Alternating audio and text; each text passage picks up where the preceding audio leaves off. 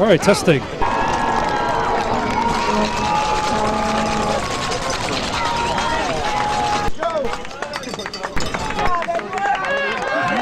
think we're all set to go, Coach. I believe so. I believe so. No. Okay, the life is actually great. Hey, we have talking gladiators in the house. Hey, Will Shivers. Will Shivers. Will. Need you guys to move. Blocking the clock a little bit. Thank you. Good. Thank you. Good.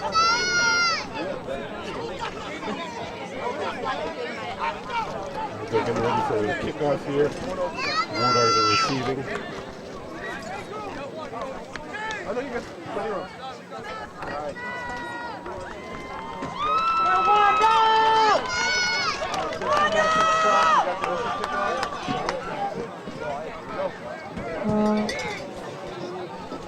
Only more!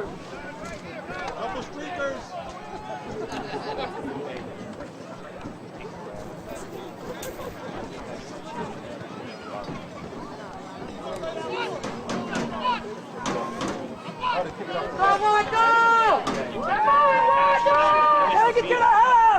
All right, I think we're live. Militia kicking off to the Wardogs.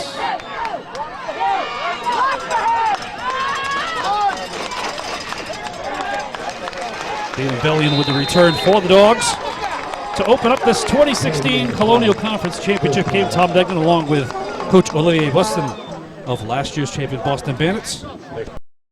Thank you for being here. Waiting for Jason Mel Davis from the south. Must be a long commute from Connecticut.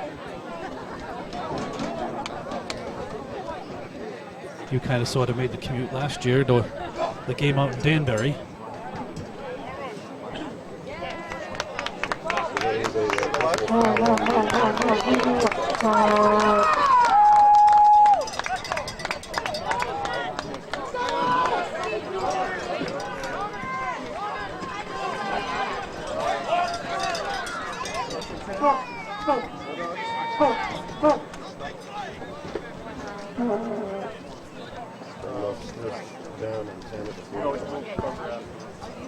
We'll go for the main one.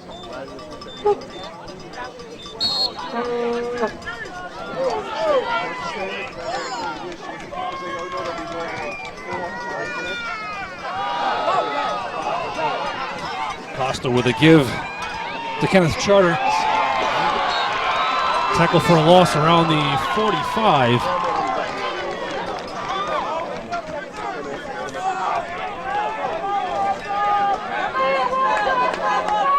That'll be second and about 12.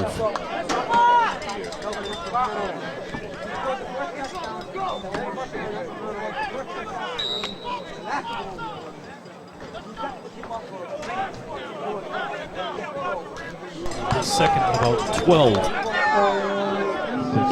We do have audio. All right, second and 12 for the Wardogs. Costa takes the snap, looking for a receiver to his left. Has a man, and he makes the catch, but is out of bounds over on the Militia sideline. That was number 11, Chris Walsh. So we'll bring up third and about 12. Third down and 11, Wardogs.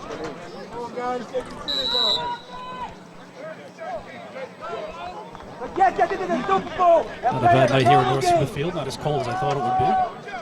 But in this part of the state, it can dip down a little bit chillier. This first time the AAA championship is in the Ocean State. First time a team from Rhode Island playing for it as well. That being the Wardogs. Third and about 12 now.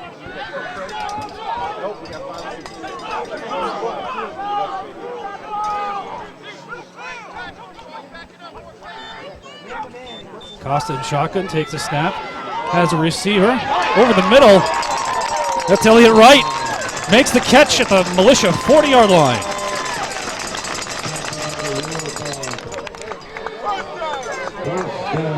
I'm running the camera again, as always this year, so please bear with me here.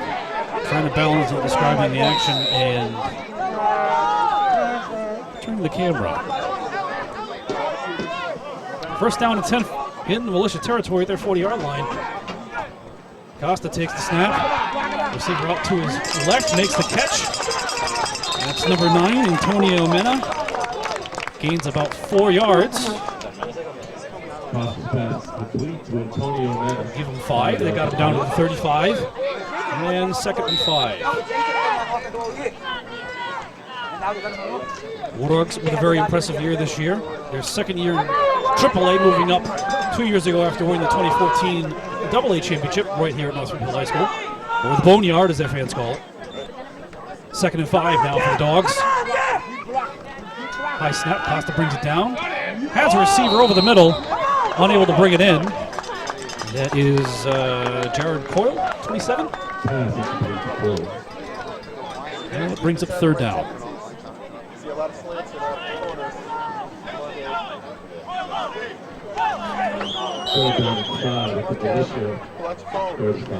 Every phone has an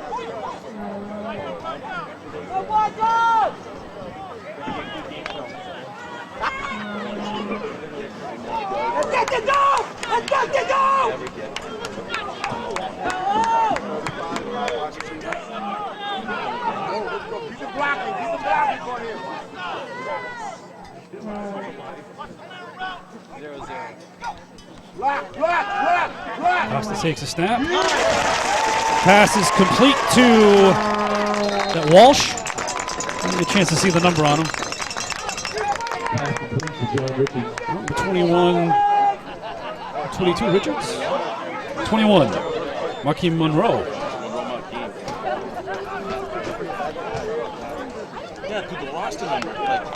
And that's a 1st down for the Dogs. 1st and 10 at the Militia 21.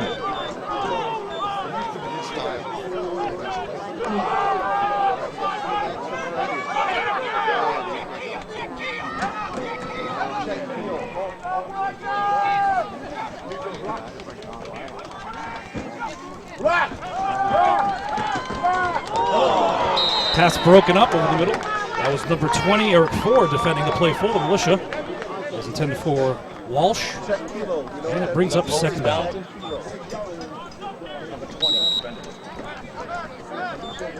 Pass broken up by number 20, Moses Brown from the Militia.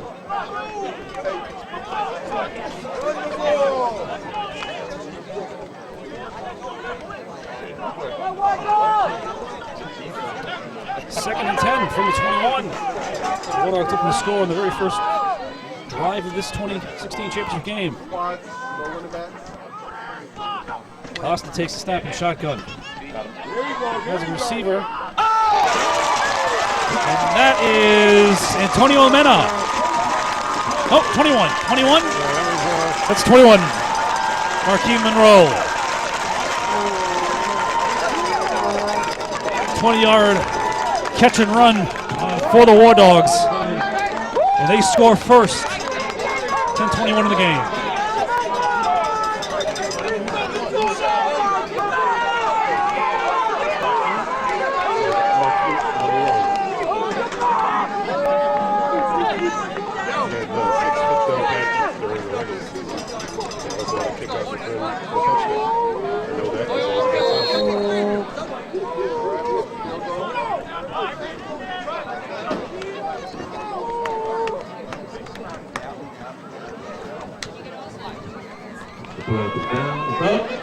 And the extra point attempt by Francisco Giusti is good. And it makes the score 7-0 Wardogs with 10:21 left in the first quarter.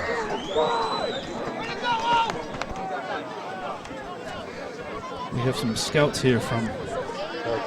Yes. Got a few people here filming the game. I spoke with them before the game. They're willing to go to either winner. So either here in Rhode Island on the 12th or down in Connecticut. That's good to hear. That means the second annual New England Football Conference. Shiv. Shiv. Will be on again. Thanks.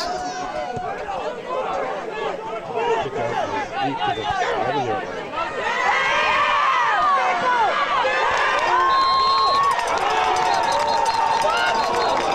Rolled down by contact. That was number 21 for the Militia, Kenneth Charter, with the return, and he has not gotten up yet.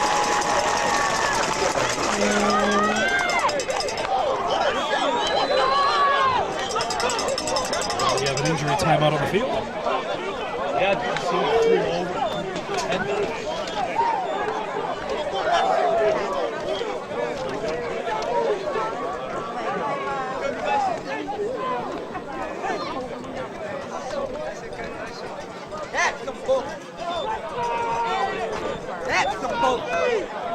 You can clearly see from our vantage point, he wasn't down when he dropped that boat.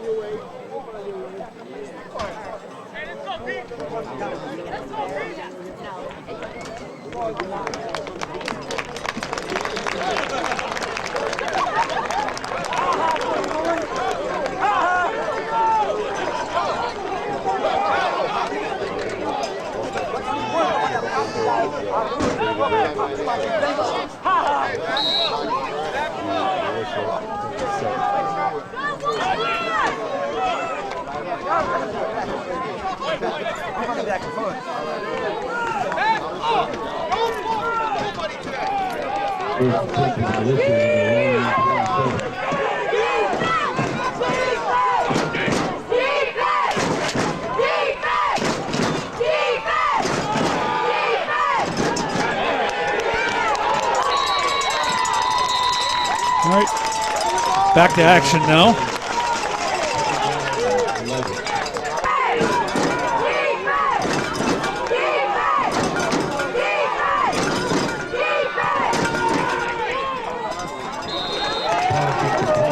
Kevin Oberg's pass incomplete.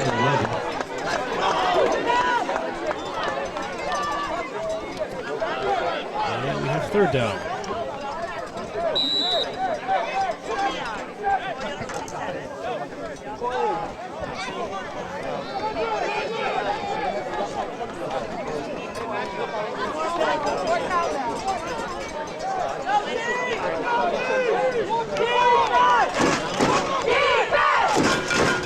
Kevin Oberg, quarterback for the Militia. Shotgun formation, he's got a running back behind him. Third down and 11, they're about their own 25.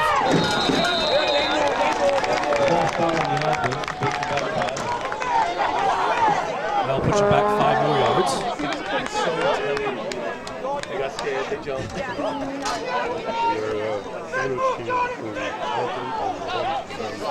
Yes. Yes.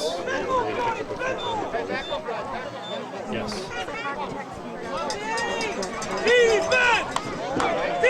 Third and 16 now. Militia on their own 21. Have to get to the 37 for the first down. 80 in motion, then it's Darius Rainey. Oberg steps up and picks up about 7 yards. And down about 30, and the Militia will put the ball away.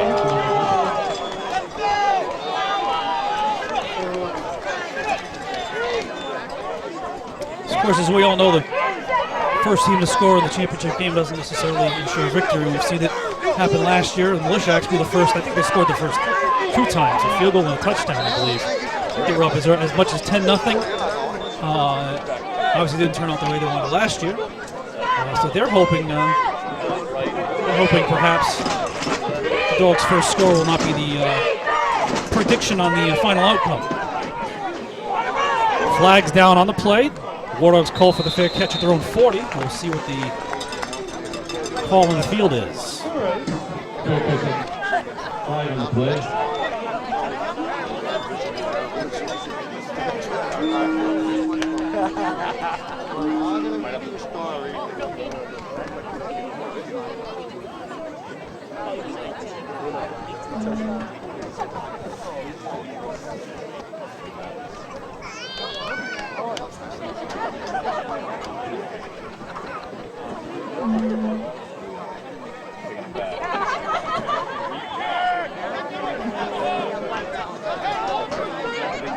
Substitution infractions, or is it just grabbing his shoulder?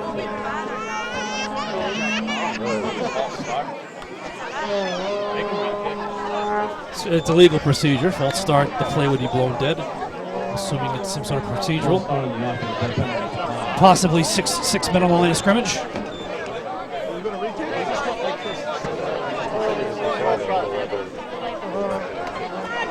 If they decline, the ball's over at the Dogs' 40.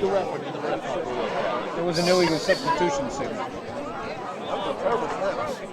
Legal substitution?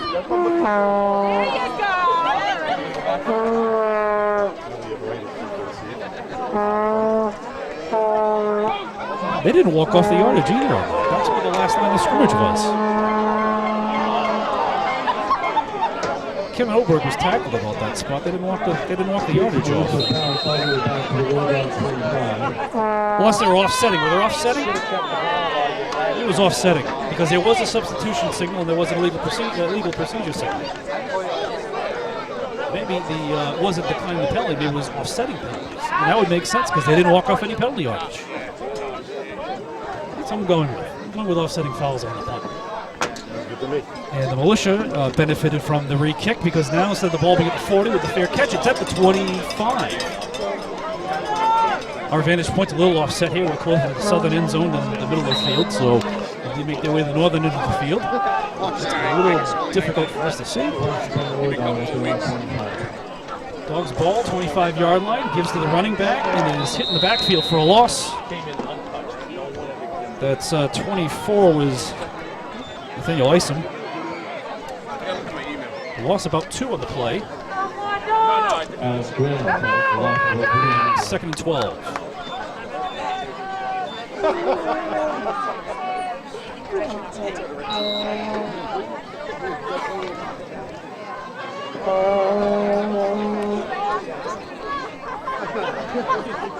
Hi, are you looking for a team to really?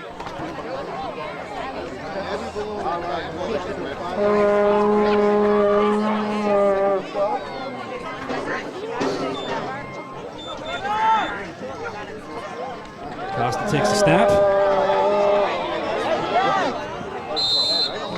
Pass is incomplete. That was intended for number 1, Elliott Wright. 25, Lenroy Naismith defending for Militia. Bring up 3rd and 12, 13. The shoulder never gets scored. It's the arm doing all the work. It's like throwing a grenade.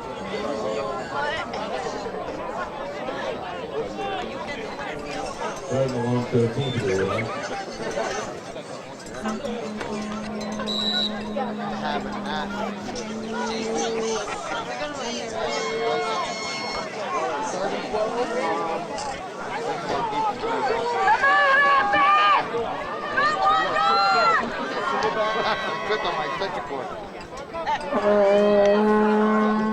Costa takes the snap.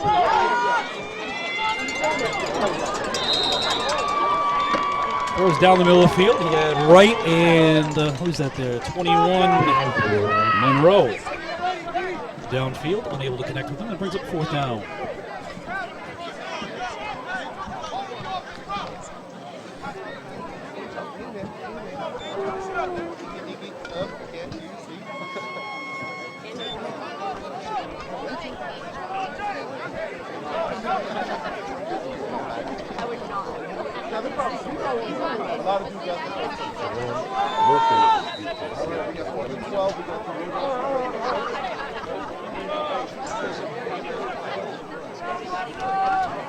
Flag on the play. Punt fielded around the 48. Down to the 41. But we do have a flag on the play. Thrown right at the snap.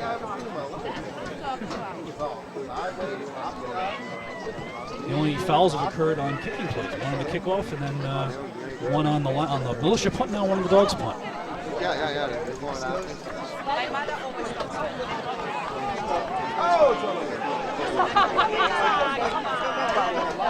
This is an illegal formation.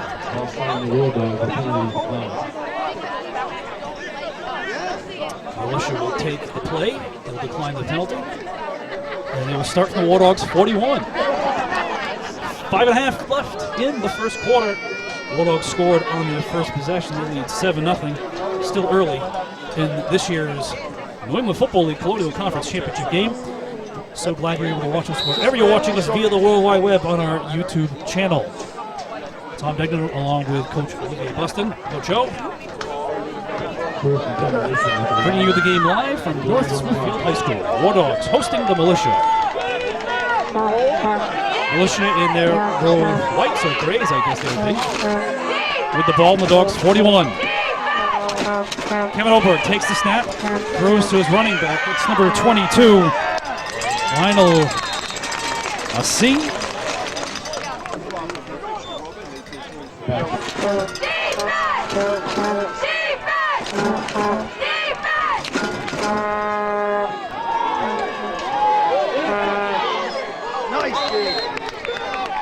Oberg, pass was intended for 87, Ryan Mack.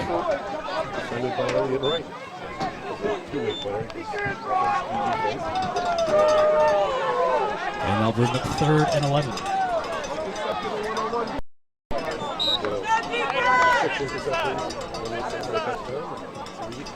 Come on, defense! Show what it means to be at the ball game! Let's go, Wardogs! They look for the league year in superlatives. They can put them in both sides of the football. 3rd and 11 for the Militia. Oberg takes the snap, avoids the rush, rolling out to his right, throws for a receiver, and just outside the reach of the Militia receiver. I didn't catch his number.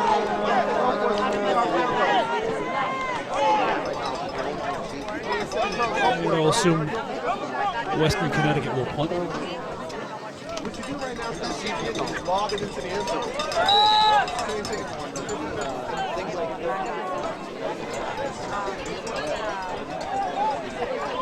hey, let's do this one. It's like a bowling ball. All right, here we go. Got it? Just like a play. Yeah, out of bounds. Brought around the 20. 20-yard line. Rhode Island coming off a very great regular season. 9-1, the second year in AAA. Again, they moved up from 2 years ago after winning the AA title. Went 4-6. Not great if you look at the record, but I think it was still a respectable year, especially their first foray, at least this version of the Wardogs in AAA. The franchise lineage can be traced back to the Bellingham Minutemen, coached by some former Patriot greats such as Steve Grogan and Moses Tutu. I believe it makes them the 4th oldest team in the New England Football League behind the Bandits, Nor'easter, and Raging Bulls. Now here competing for the conference title for the first time.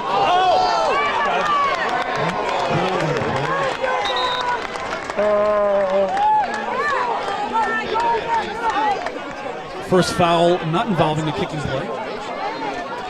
Quads right, single on left, going out. Now go to middle right? Like under drag and the options on each side. Yes. I want to see The bump was so obvious, though. I think that's not going to help. Pass interference on the defense. They'll move the ball 15 yards to the 34, 35? 35. And a first down for the Wardogs.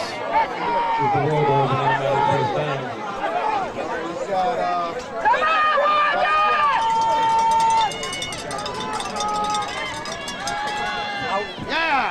Costas pass is complete to 27.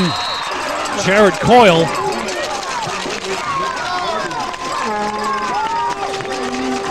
Out of bounds around midfield.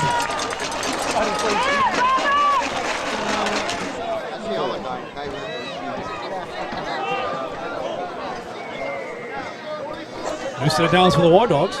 On the first down, the play can be first and 10 for the Wardogs. First and 10 from their 47. 47.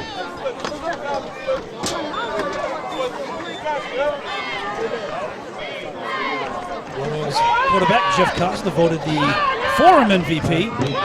And usually in past years, being called a Forum MVP is a derogatory term. Usually for your actions on the forum and not on the field. But no, he was voted the MVP for what he's done on the field. He's gotten a fair share of votes. Second to PSI. That's All the MVPs are going to be announced tomorrow. That's like in the middle school. Stop throwing up these Spalding JV balls you're throwing here. We need you to stop that one.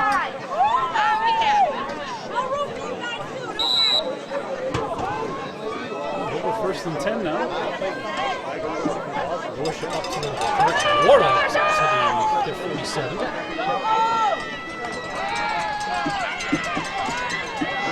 Costa's pass intercepted by number 20, Eric Ford, and he is tackled about the 50-yard line.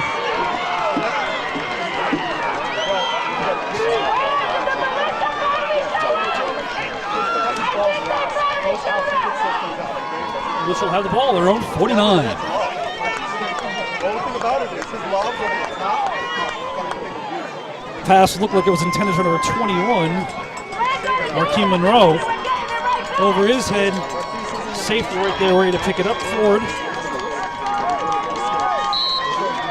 Militia looking to tie the score up again. Still early, 2:20 left in the first quarter. Militia hoping to keep the streak alive. The visiting team has won the AAA championship every year since 2013.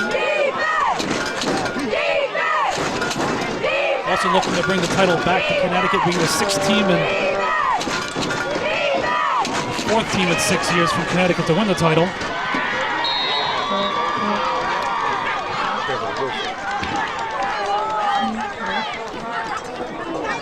Brings the ball up to the Wardog 43, giving the second and 2.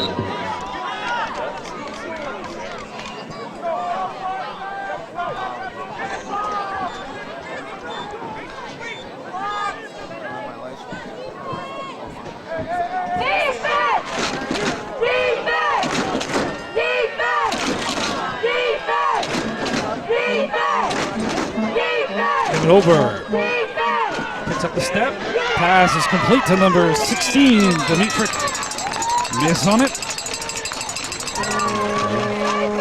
Miss on it, French. Picks up the first down. First and 10 from the Wardog 40 for the Militia. Matter of fact, Matthew said it would be here. Who's the rest of the team?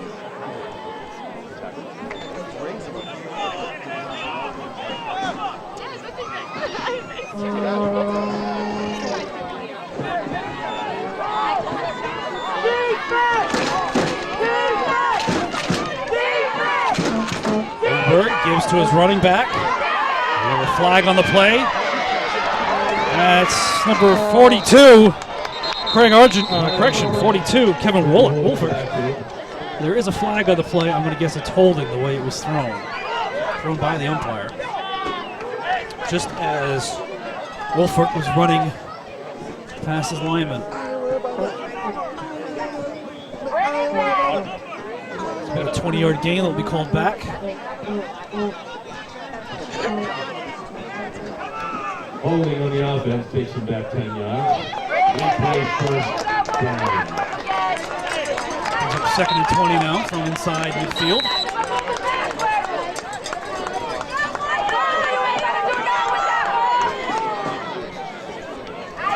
We need to go in the first quarter here. I'm going to fix that during quarter break. But the scout team here from Taunton, every so often is blocking it. First and 20 now for the Militia from the 49. Goldberg gives to his running back, player number 3, Jovan Wilkins. Picks up about 4 yards. And that should do it for the first quarter.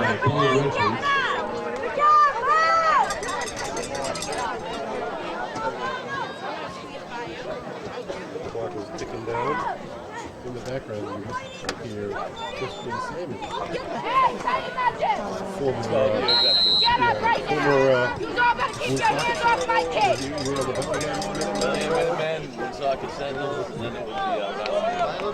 I remember him from many years when they were in AAA before they went back down. After 15 minutes, Wardogs up on the Militia by 7 points.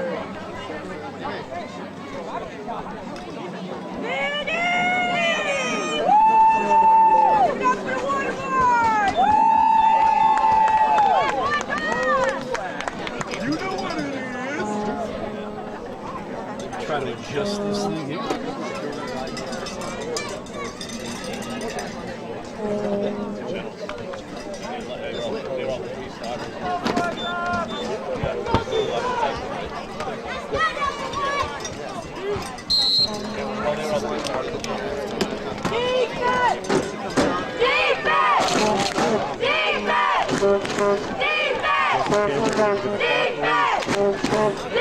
I'm going to worry about the game for now. It's 15 minutes, so plenty of time to worry about that.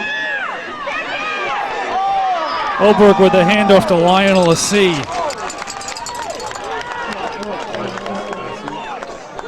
I'm afraid of saying it wrong.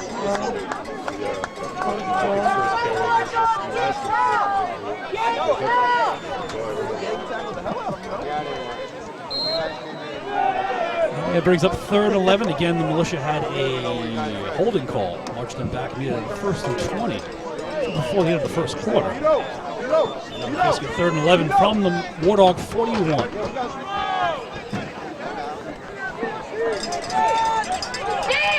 $14 minutes and change. Very early in the second quarter here. Kevin Oberg leading the snap from the center. Looks for a receiver downfield, trying to avoid the rush, and he'll be taken down. Taken down by number, 52? Dorsey J. Is it J. Dorsey? Is that backwards? We have Dorsey J on the roster. Sacked, 2-yard loss. Brings up 4th and 13. I'm going to assume that's backwards. I believe it's J. Dorsey.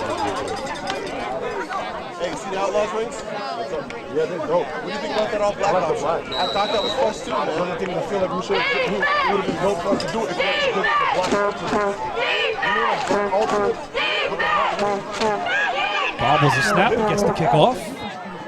And again, another punt and another flag on the field. Militia's punt rolls out of bounds at the Dogs 12, but again, let's see what the infraction is. But they put Dorsey on the because they're running exclusively off the Yes, yeah. No, but they bounce Dorsey around from DT to DN. He's not as good. Maybe they think they can match some power. On the sideline. I will. I put him right in the middle. Arnie boy! Will. 23. Yeah, Will. He's good. No, he's good. You're good. You're good. I moved it. All right. You're good. Maybe not. No, I can't find it.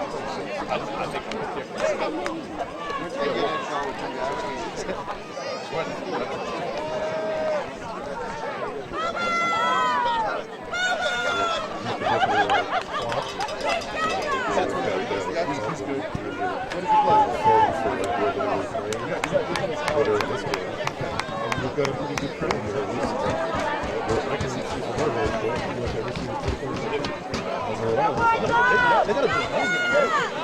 Very vocal crowd. It is hard for us to see what we are as a coach, but very vocal here. Again, first time in the Football League AAA championship played in the Ocean State. First time the Leland Barton program has made its way to the Ocean State. Will it stay here, or will it be going back to Connecticut? We'll know in about 45 game minutes from now, unless we need overtime. We saw that 2 years ago. For folks at home. Costa's pass is incomplete. Had a receiver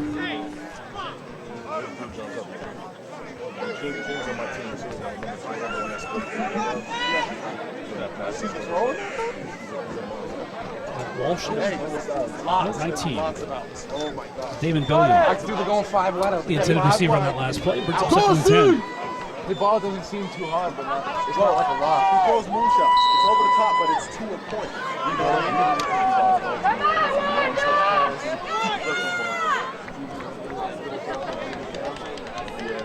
That's the guy that was standing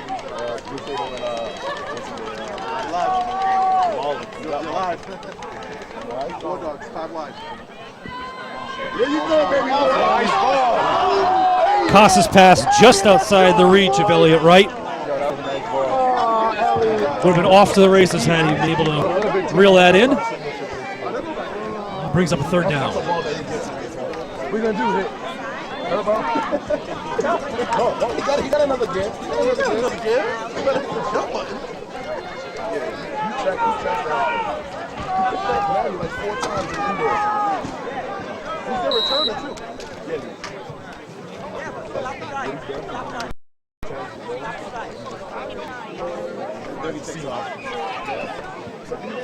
Oh, okay. That's what Sam on the Panthers used to say. He said he never did that. I hope you folks at home can't hear the laptop, running the program in the laptop, getting some, I forget what they call it there. The little chimes every time. Are you sure you want to save that? Oh, Costa, what are you doing? Pass is incomplete, almost picked off by the 37, Courtney Moultrie. And we have a penalty flag. Second one comes in. Can't take your helmet off.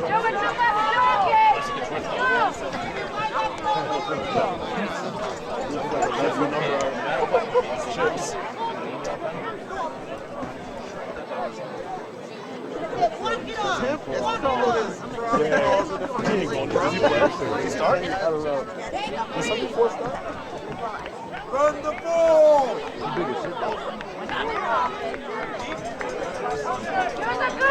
Costa, you better than that, boy. That was bad. Because he doesn't really go through all his progression. He just throws it. But he just does it so quick. He's like Spencer where he just knows like... Holding, penalty for holding declined by the Militia. He's 2 seconds. Makes it the 4th and 10, and they will put the ball away. Line of scrimmage on their own 17.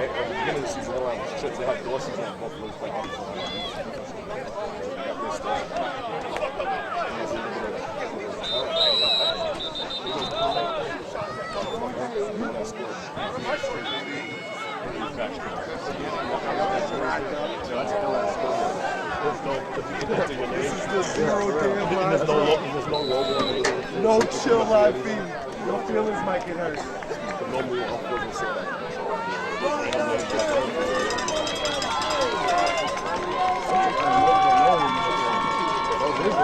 It is? Oh, that's going to the crib. That's going to the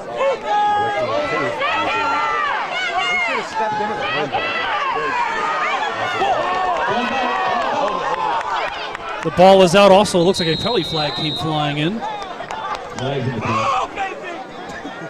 And again, we have a punt and we have a flag on the play, on the punt.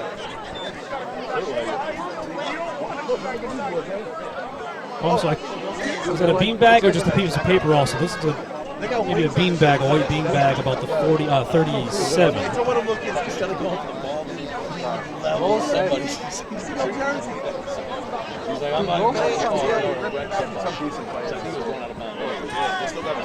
They had Joe Harris and they had another running back, some white dude that was lighting it up in preseason. Yeah. Did they go like 5 and 5 this year? Yeah, they had some dude that one of their corners looked like he was in the 9th grade. Hey, Busted, what was Lowell's score this year? What was Lowell's record? I know the Wardogs. 7-3. Like 3 and 7 and 3. 3 and 7 and 3? That's not bad. They've been having a lot of Michelle, yeah, you got crumbled out of bounds. My mom, brother check me. My mom knows he's okay. That's just weird having my mom check me that. Block in the back. on Western Connecticut Militia. They got guys back. Moves the ball back to the 30, that 44. And it was the last under 15 for us. First and 10. We suck. We gotta go eat after this. You got him out. We gotta go eat after. It was a great day. That was so fun. That's fine. Oh, that's fine. First and 10, Militia on their own 44-yard line. How much peace? First and 10 for the Militia from their own 44. Full good crowd here in North Smithfield. Oberg's pass is almost intercepted by Elliott Wright. Why would you try it, man? Elliott looks a little shook on the play there. No, we're not throwing that, Elliott. Yes, no. Only will bring it down. Everybody. Throw it to coach. Throw it to chili. I'm going to have Maddie miss a pass on purpose. It's a water boy.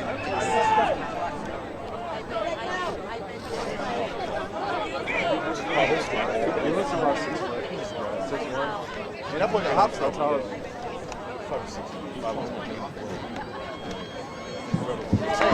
What number was that?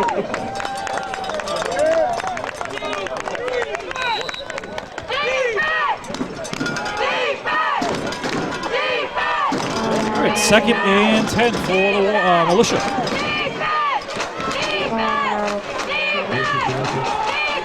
Oberg gives to his running back, Lionel C.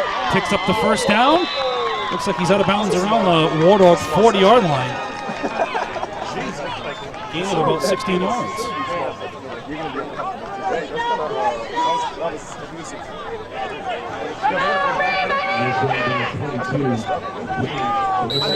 At least like 2 of them. Oh, yeah, give them something. But normally everybody sits on one side. We got rid of the opposing side. So we got rid of everybody on the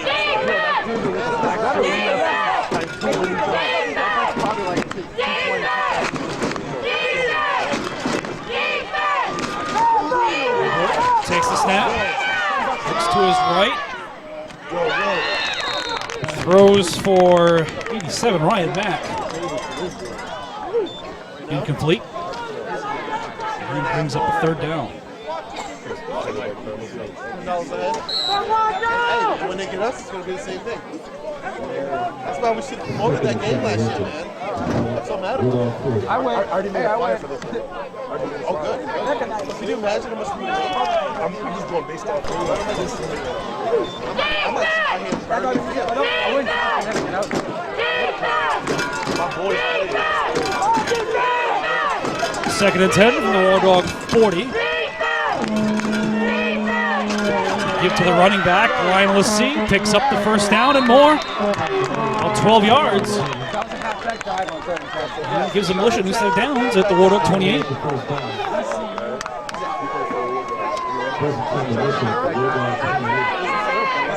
Joe, you mentioned it. First-hand experience dealing with Lionel last year's AAA championship game. That first carry, 45 yards. That is really their strength. They have a very good running.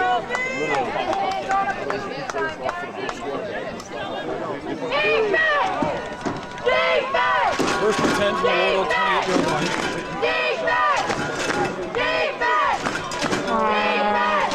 And over the quarterback. Here again to a running back. Is that Lionel again? That is he, and the result is similar. 11 yards this time on the carry. I'm going to leave those check so we can check that. And he taking advantage of one of those strengths. They really did. I need that gate down. It works. It ain't broke. Don't fix it. So further having success.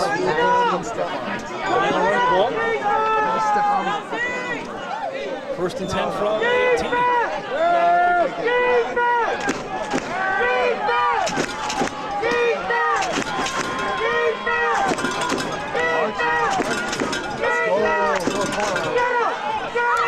carry again. Oh, what's going on his feet? Oh, holding it. Yeah, There is a flag. Umpire throws a flag in there. he's spiking that flag. Why he's so mad? You do that like you hated that. He was like, fuck, you don't want that flag no more. He's 5 yards on that carry. holding the guy. He's like, why did they give me a corduroy bag?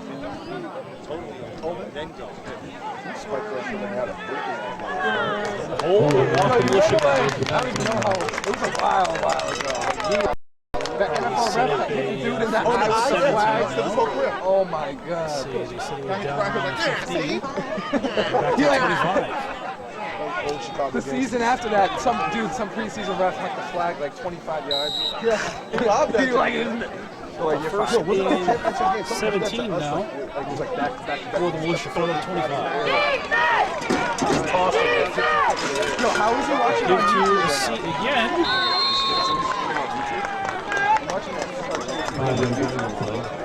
All I hear is great commentary by Beto. Up to the 20, 21. That's right at the 19. 6.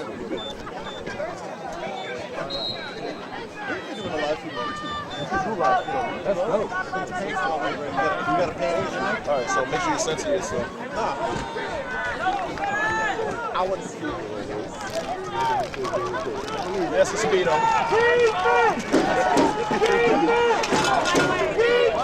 Second and 11 for the 19.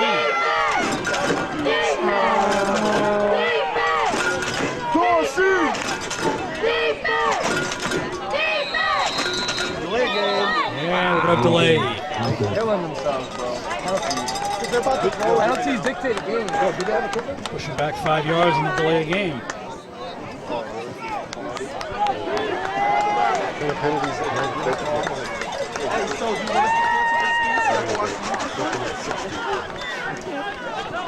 If I don't see 10 people type gold flags right now, I swear to you, I won't be next 10 years.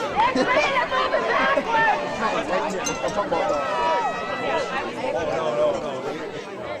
6:55 left in the first half here. If they're in the championship, they gotta have at least a kicker. Yeah, it's a little obscure. Special teams plays a Kind of reposition it at halftime. Second and 16 now. After the delay game, penalty pushes it over 5 yards. Last quarter's Wardog 24. Over. Gives to his running back. stop running, dude. Lyle again. Now you got 36. Stop running the ball, You're man. for that third place still. That was 3rd and 16, though. Dude, I would put my ears back. No, this is third 31, down. okay. They running the ball every single day. Jersey a little bunched up there. There we go. Cardinals teams that run, and then drop in. Yo, Dorsey, you better show out, boy. Running every play. That quarterback really hard. Picked up about a yard in the play.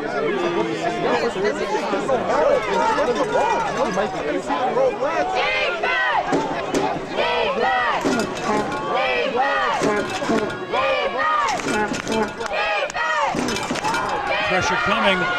Goldberg steps up and taken down, though, at the 25-yard line.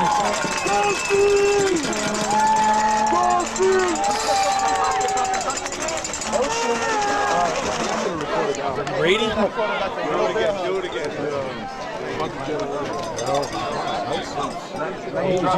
AJ Hoos. Fancy Richard Hoos.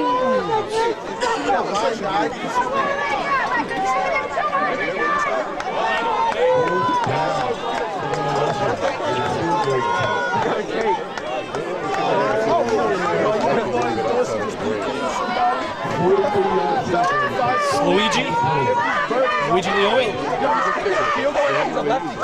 This is a 43. And it is over the crossbar. It's good. 43-yard attempt by Luigi Leoi. Yes, it did. It almost looked like we're going to have goaltending on Anthony Minna. Is that actually a thing, goaltending? Because he looked close to actually stopping that from crossing the crossbar. And with 5 minutes and change left, 5:01 left, Militia are on the board. It's 7-3. Yo, don't!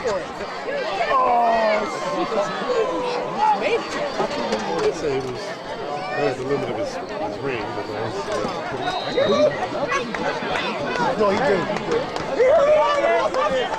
148. Oh, yo, go back. You know what that means? That's my old team. He was all playing with that stuff early on.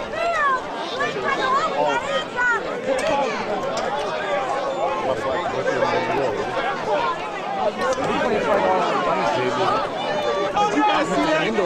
This dude alley-oop the kick over the goalpost. He alley-ooped the kick over the goalpost. Yo, he jumped up, grabbed the kick, and dunked it. Threw it upright. His name is number 9. I don't think that happened. Nah, bro. I gotta see the replay. Yo, he alley-ooped 3 points for the other team. Don't kick it to King. Is there goaltending in football? It almost looked like it. It was coming Don't kick it to King. coming down the cylinder. Plus, I would never turn that anyway, dude. That was like a fucking. The Taunton scouts here were saying that Mena might have pushed it over the crossbar, calling it an alley-oop. I think it was out of his reach. It was right over his head. Short. That's King. Fielded at about the 18. He's to the crowd. He's to the crowd. He's to the crowd. And he's trying to stand on his feet. Finally brought down at the 36. That was number 21, Marquis Monroe.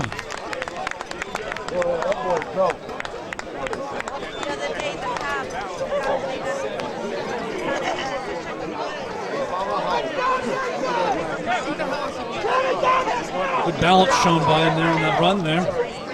Being able to stay up on his feet, pick up a few more yards there after contact.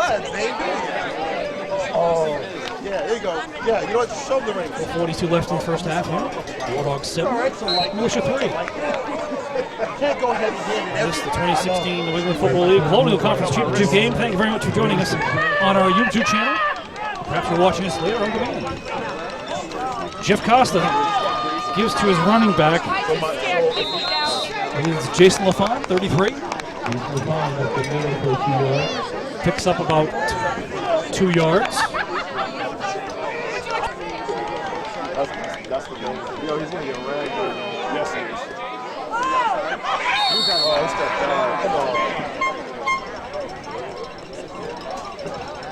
James Suber on the other end of that play.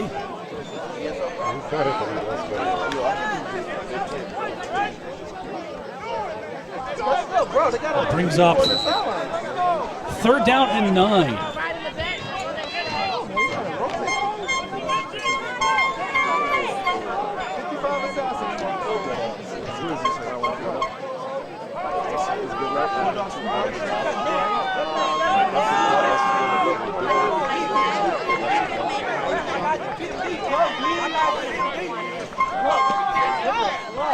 Costa's pass is in the hands of his receiver, unable to secure it. That was 34. Ryan Goldman.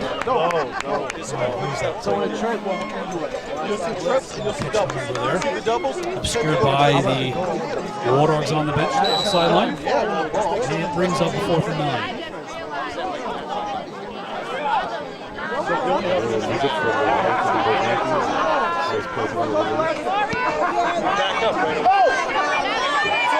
You dumbass!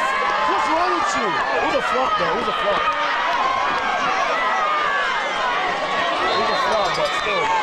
There is a marker down. We'll see what the flag is. Who's that with the return there? Is that number 3? Wilkins?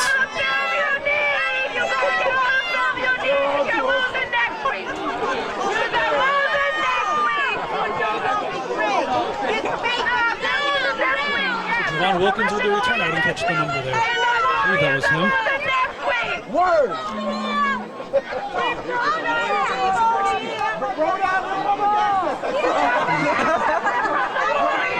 Shout out to the Wardogs fans. Shout out to the Wardogs. I love y'all. But my brother's from this too, so Nice punt return right now. We'll see what the the call is.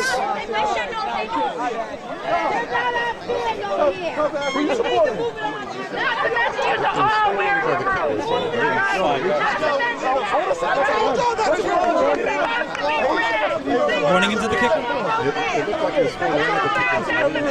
Let's see, the umpire is marching off. 5. Yeah, there's the call. Running into the kicker. A minor foul. Only marches off 5 yards, not automatic first down. So with a 4th and 4 now, the Wardogs will once again punt. Kick is up. Wilkins back there, and he will not attempt to return it now. Touched by a Wardog.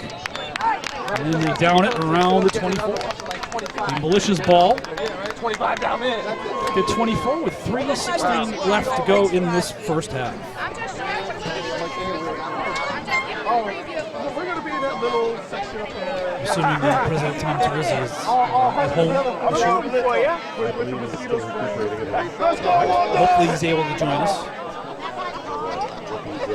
Better.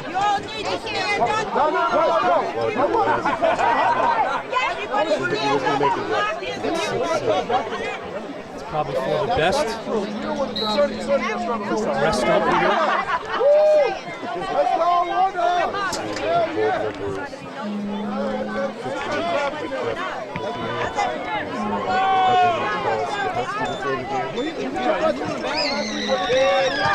First and 10 Militia, ball on their 25. Oberg with the give to Ryan on the seat.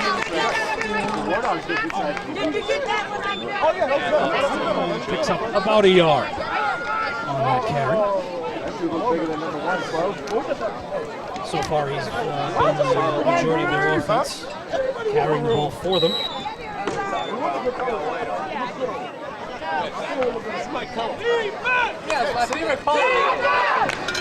I believe the Militia will get the ball to start. They kicked off to begin the game. They'll get the ball to start the second half.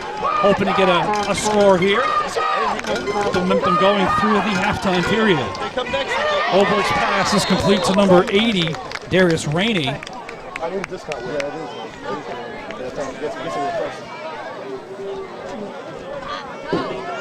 Only able to get a yard on the play. It's up 3rd and 8 to the 27-yard line. Yo, you win, they're gonna win. Nobody wants to make a mistake. Stand up now that we know who they are. Hey, listen, if we win, you gotta wear my t-shirt. Oh, no faith. Approaching the 2-minute That's warning not a here. fan. You should be like, hell yeah, because we're gonna beat your ass. But you didn't say that. I would never, even if you did win, I would fucking never. But that doesn't show confidence in your squad. Love you.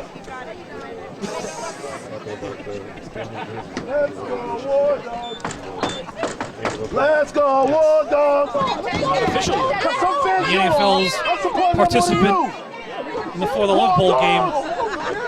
Still to be determined right now. I believe it's good natured ribbing going on right now. Defense! Contingent. Let's go, dude! Wardogs fans here. Of course, they're scouting. They're the EFL. The EFL's reps in the bowl game. Kevin Oberg pumps. It is batted, tipped at the line of scrimmage and intercepted by number 19, Damian Bryan. And returned for the Wardog touchdown. Number 19, Damon Bellion with the return.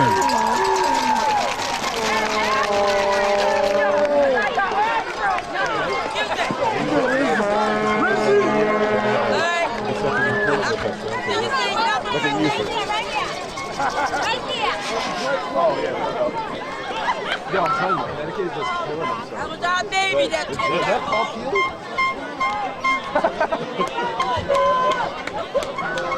You got him on snap? Hey, did you get that? Yo, sit your... You get that wobble? Oh, they can see. No, I was actually out of their way. You sure? Yeah, that little camera's the one that's up there. Kick is up. And it's good. With 1:48 left in the first half. Wardogs increased their lead. Up by 11 now, 14-3. In his defense, he was not buried in my drum last time.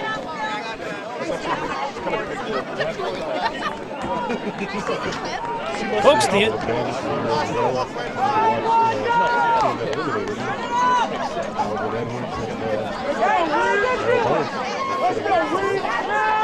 it's always great to see players from other teams come out, supporting the teams in the championship game, coming out, supporting the league in general. Also, folks, coming up about 3 weeks from tonight, the New England Football League's Hall of Fame game, or Hall of Fame dinner and awards takes place on Saturday, November 19th, 7 p.m. New venue this year, the Hogan Campus Center, the College of the Holy Cross in Worcester, Mass. For more information or purchase tickets, visit the league's website, nefl.us. Again, that's November 19th.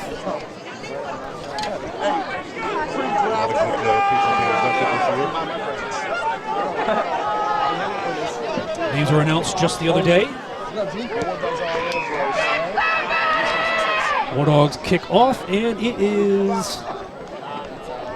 Did it go out of bounds?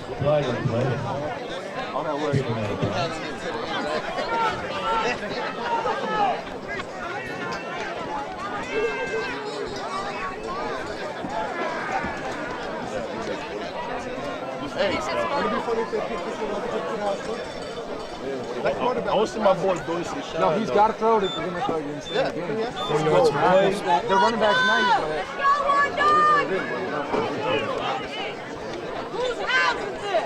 Wow.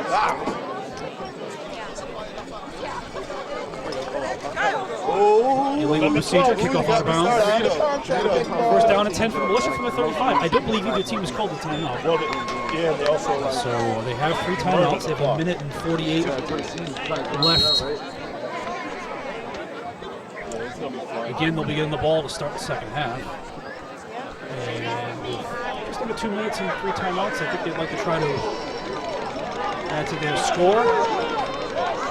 Hopefully come out and score, then we can try the second half. Down by 11.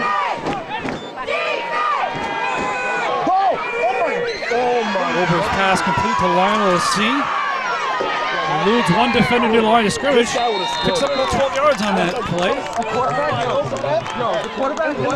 Yards after catch, probably 14. Caught it behind the line of scrimmage. always come back to it. Because now, hey, that screen's going to make you come up. Oh, set it up, right? That's the only thing he was. Clock does stop for the setting of the chains after first down. Similar to high school and a college game. Oberg's pass is complete on the left side. He's on the tracks. He couldn't I believe that's Militia from Maisonneuve. And they're going to be like 30-15. Picks up another first down, steps out of bounds this time, so the clock will stay still until the ball is snapped. And again, 3 timeouts for them to use in this half. I might click the play over and over. First and 10 from the Wardogs 41.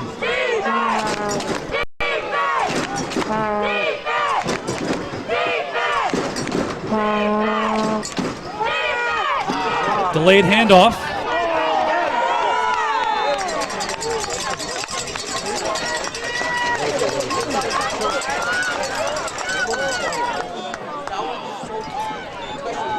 Picks up 3 yards. Not choosing to take a timeout now. Second and 7 from the 38. Pass is complete. And you're going to say he stepped out of bounds, I believe. Yep, marked him out of bounds around the 19, but it is a first down, and the clock is stopped.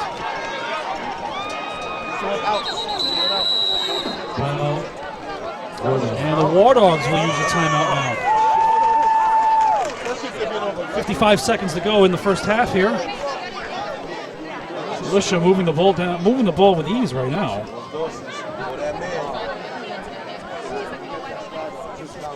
First timeout called by either team in this game.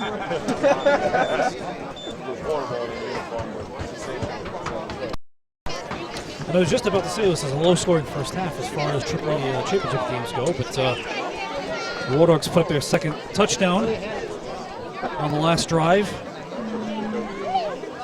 Damian Bellion Oh, yeah. That's the one. with the interception and the return for the touchdown to make it 14-3.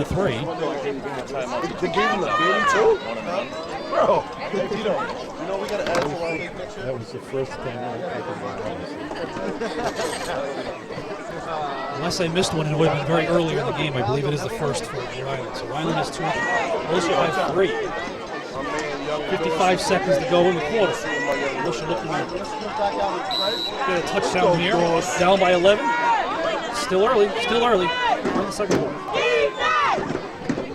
And there is a flag on the play. Oberg's pass is complete to number 3, Javon Wilkins, and he is in. Touchdown. But let's see what the flag is. Flag thrown by the line judge right at the snap. Could be an illegal formation. Could be defender offside. We will see. Unnecessary athleticism on the militia. What is the flag for? Enough of these flags. Are you serious? Well, I mean, be honest. And it is. False start on the Militia.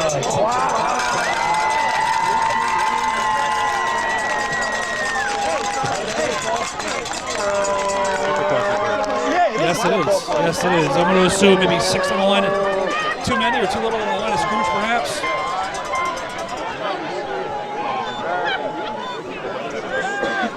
That wipes a touchdown off the board for the Militia. 47 seconds left in the quarter. The formation probably backs them up 5 yards. 1st and 15 now from the 26.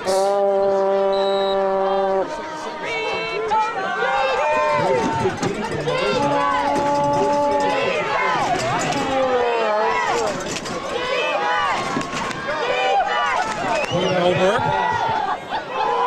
Passes. It was intended for number 87, Ryan Mack.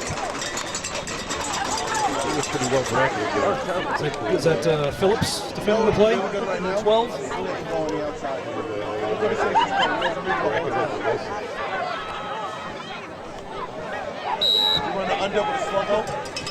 Second and 15 now. If you run both sidelines, one of them is going to be 2 seconds on 1. I still have that. Fucking hold. Oh my God. Timeout. Time to get the ball to line again. See if we can pick up some yards. We're doing very well to previous drives. Passes is intercepted again by Damian Bellion, number 19.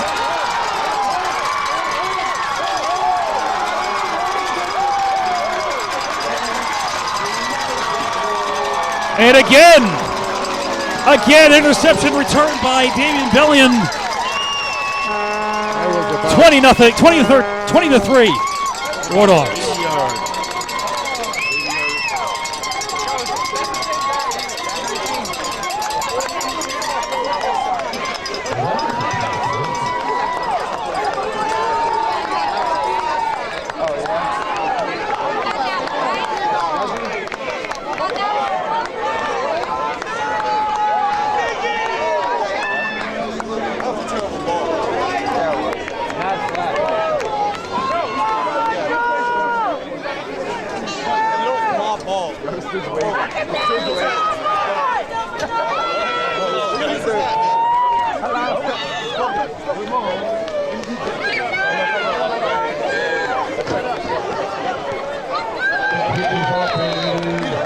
And extra point attempt is good. Making the score, Wardogs 21 and the Militia 3.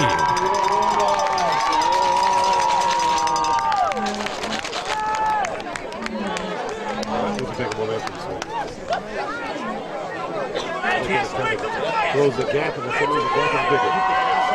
Touchdowns in the last, say, 2 minutes of game clock. Both interception returns by Rhode Island's number 19, Damian Bellion. Increases the lead to 18 points. The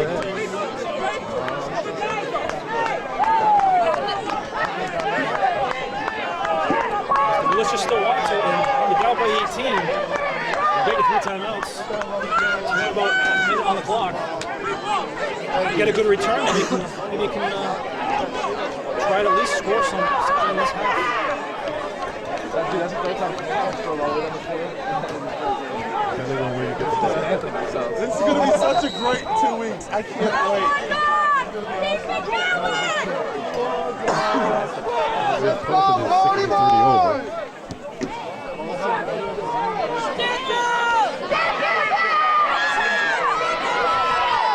Wilkins, the return man.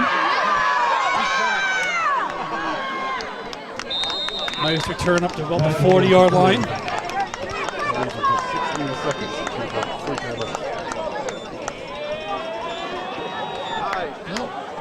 It's an 18-point lead right now for the Wardogs.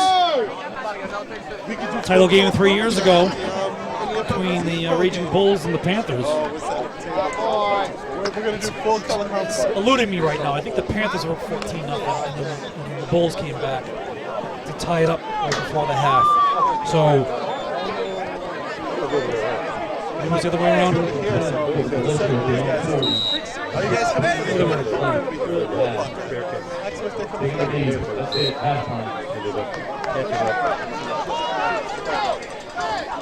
for Ober takes an knee. We're going to go to halftime here. Militia will get the ball to start the first half. Start the second half. But they'll have a hill to climb. 18 points down. Wardogs 21. Militia 3 at the end of the first half.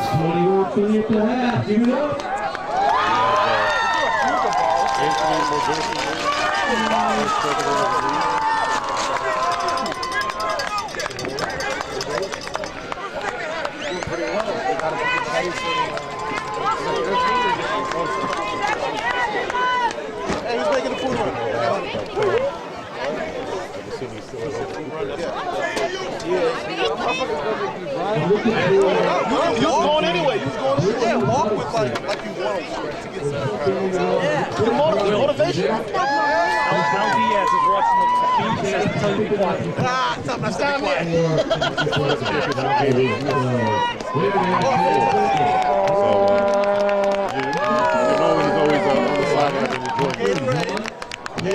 A pizza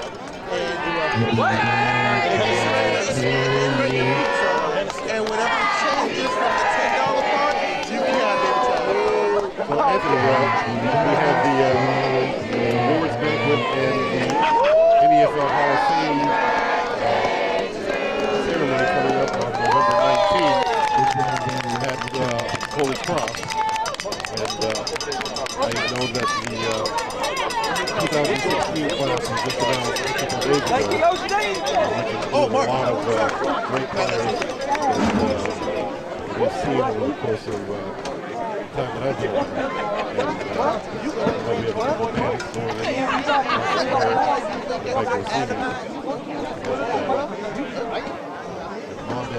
Only one to 3?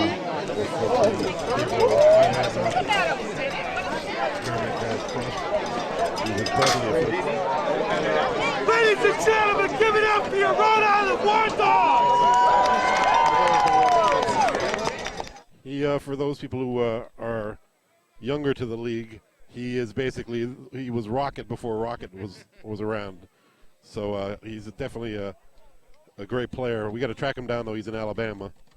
And then we had Dennis Big Cop Woods, who was. These are all guys who almost seemed like inevitable Hall of Famers. You know, it's a great group. Yep. These are all guys that people know these names, and they're people who were a little iconic in the league, really. They have also Chris Maggio, who was a longtime Cougar back in the day. A lot of today's teams don't know who the Cougars were, but they were one of the elite teams back at the beginning of the NEFL. And Raul Brown from Lowell Nor'easter, who my former Bandit player Alonzo Butler remembers him clearly well. Probably not that particular hit in the championship game, which he made an impression on Alonzo. So if Alonzo's watching down in Texas, he's relocated, and he was our guest speaker, color commentator obviously not doing as good of a job as Zoe can do.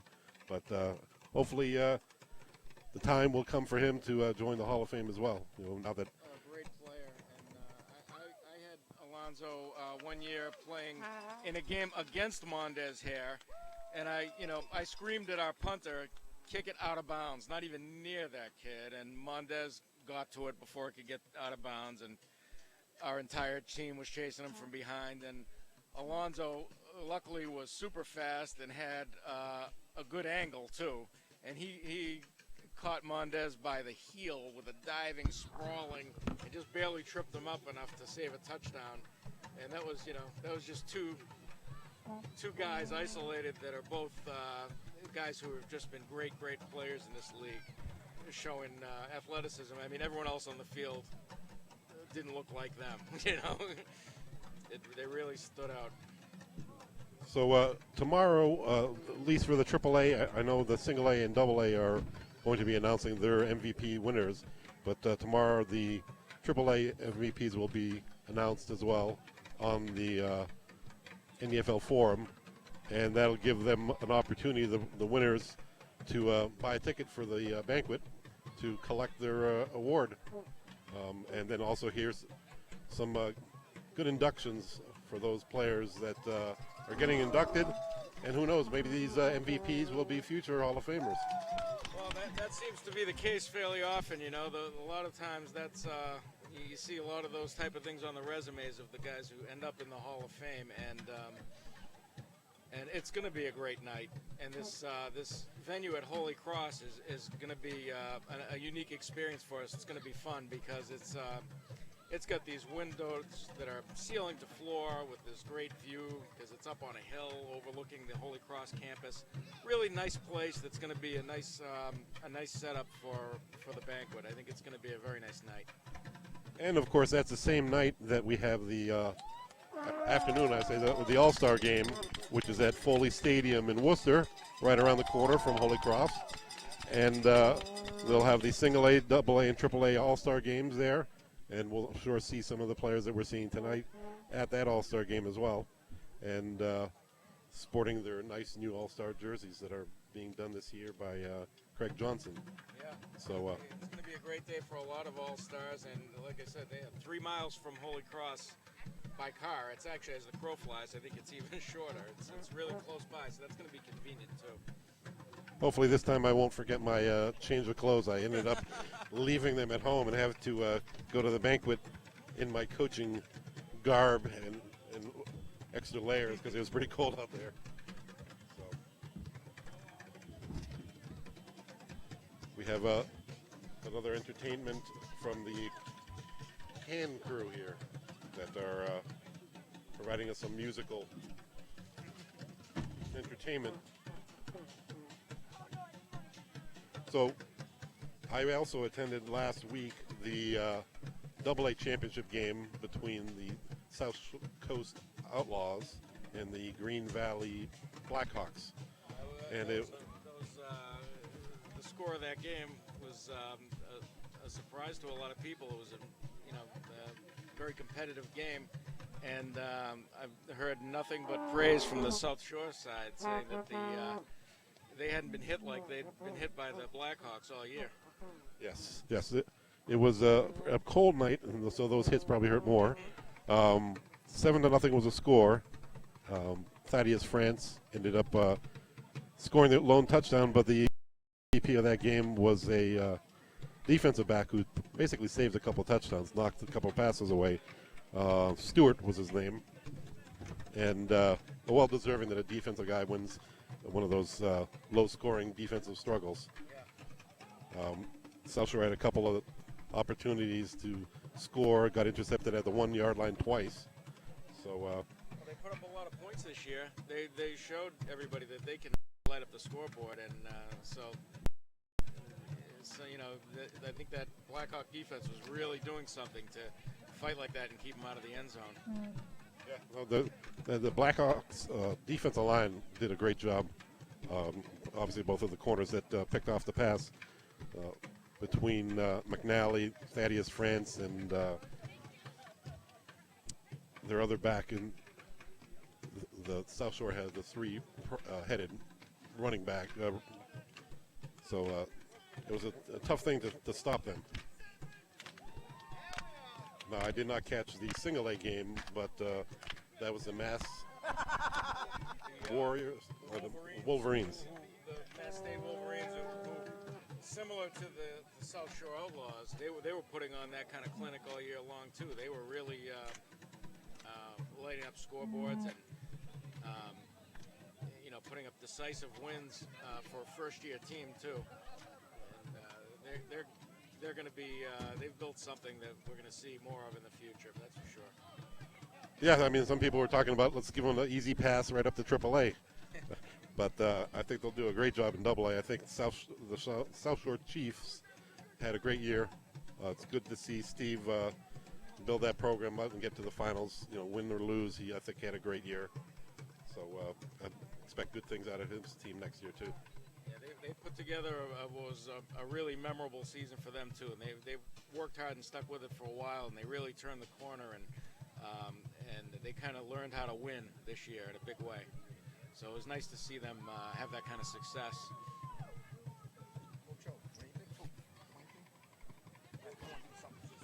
So we have, as we have noticed, we have the Taunton Gladiators deep here in the house filming the game.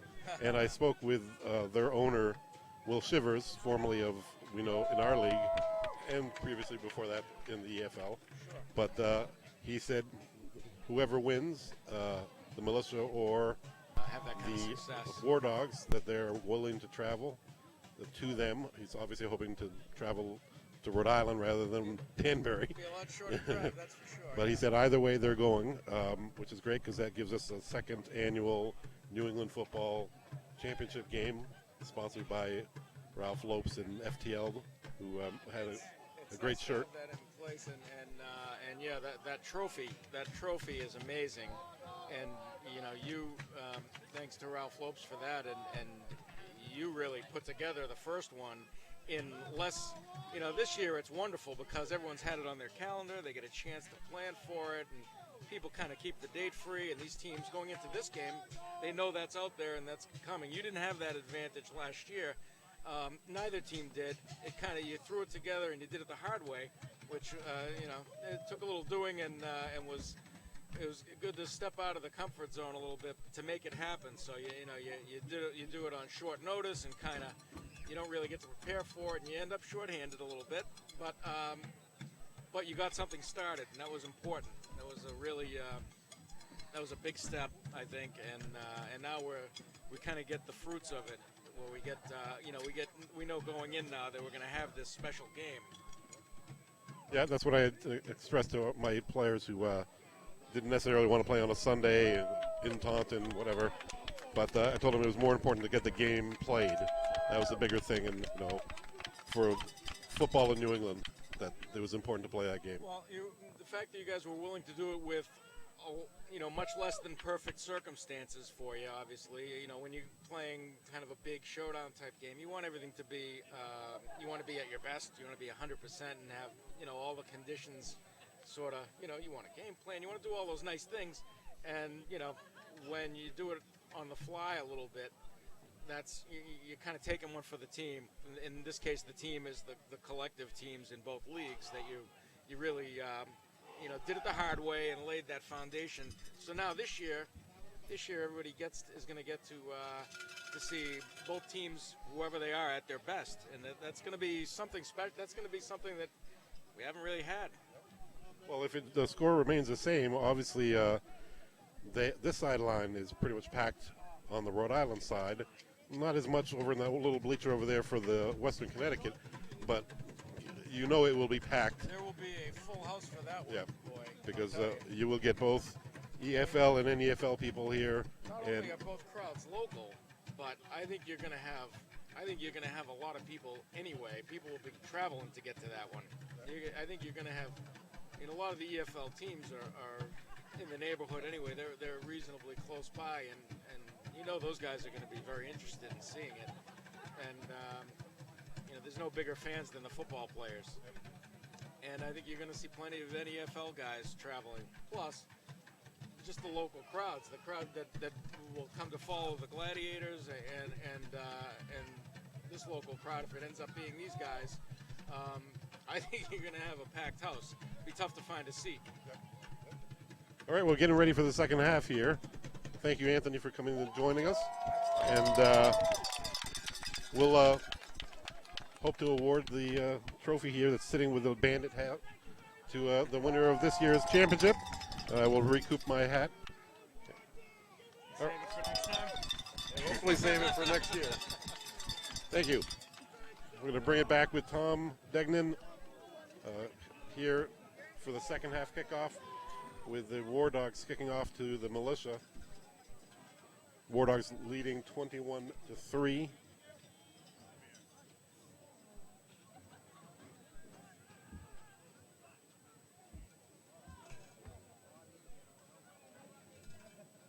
Start of the second half. 21-3 Wardogs. Wardogs set to kick off the Militia.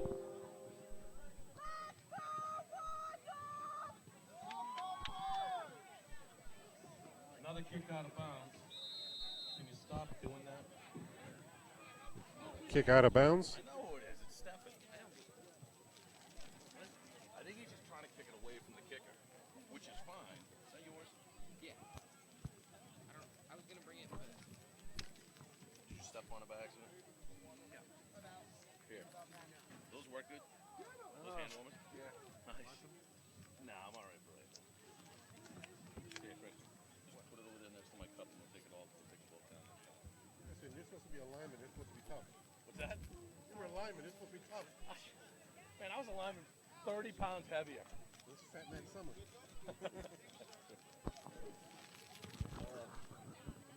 Back to action here. Start of the second half. Militia with an 18-point deficit. 21-3 here.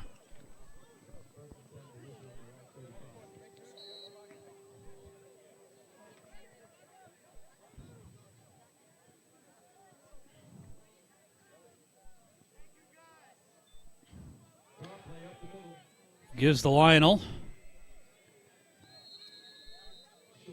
at least 3 yards, if not 4, on the carry.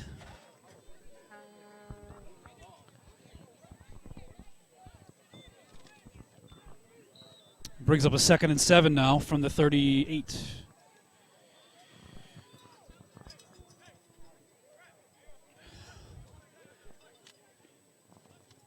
Some big plays earlier in the game. 2 interceptions returned for touchdowns by the Wardogs. Damian Bellion added to the Dogs' lead. It was 7-3 at the time. Militia trying to erase that.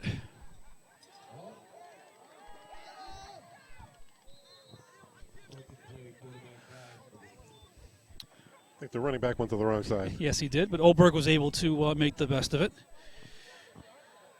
Gains about 5 yards, 4 yards.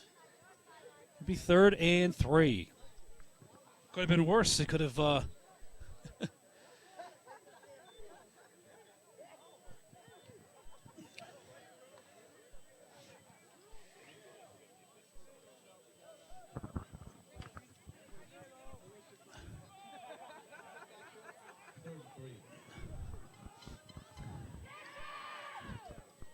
First down by Taylor. Picks up the first down, about a 4-yard run. Up to about the 45. New set of downs for Western Connecticut.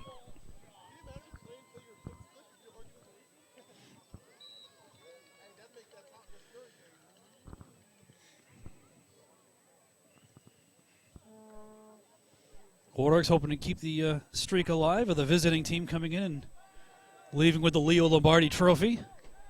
But the home team's up now by 18. Lionel, let's see with the ball. Right by a Wardog. And up to the Rhode Island 45. I almost said Woonsocket.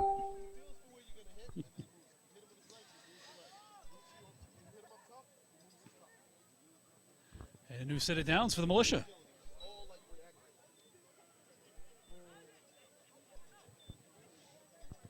Lionel was doing pretty well earlier in the game, carrying. I don't know why they didn't stick with him. They had to.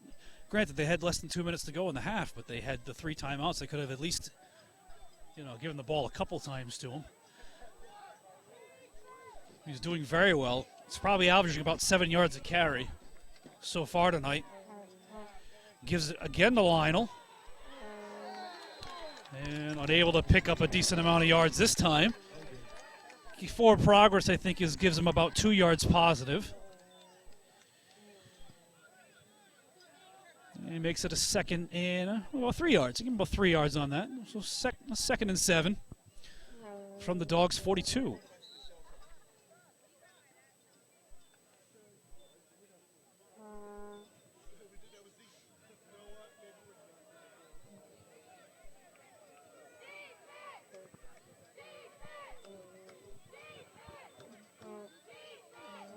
Taylor now. And he gets tackled for a loss by Andrew Pratt for the Wardogs. Down around the 45. What a great tackle. A loss of 5, down to the 47.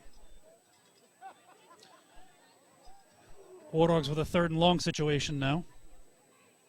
Correction, Militia with a 3rd and long.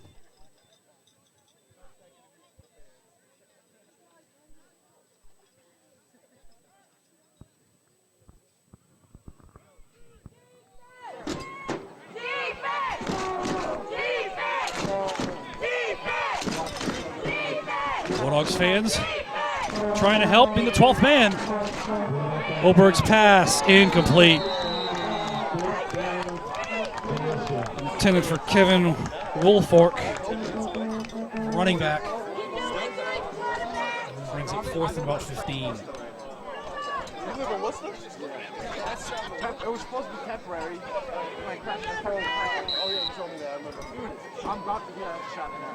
That's that. I like that. How long has that been? Since we played the cold. No, I told you.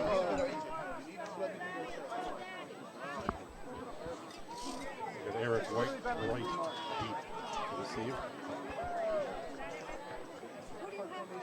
Well, it took them like almost a month for me to get mine checked, and then they've been battling my insurance back and forth because they're saying that they're using my. Do we see a penalty flag coming during this quality parts. play? They should be using. They're very popular during punts tonight. Seeing the yellow hankies on the field. Lex to pick up the ball. Like he was going to. That was a dangerous move, and as predicted, there's a flag on the flag on the play. It's probably a block in the back or a hold on the Wardogs, based on the timing of the flag coming out. That was a risky move. Yes, I thought he was simply going to allow the Militia to take the ball, down the ball. Let's see what the foul is.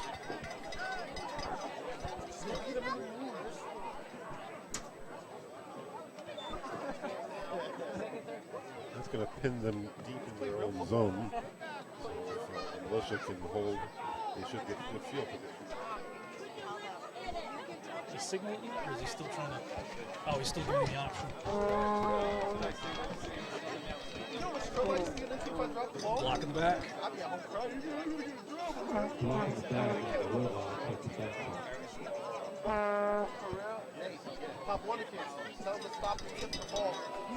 Inside the 5-yard line. About the 3 or the 4. You can tell from our vantage point, the stands are kind of more to the southern end of the field than they are at midfield. Billboard says the 4-yard line.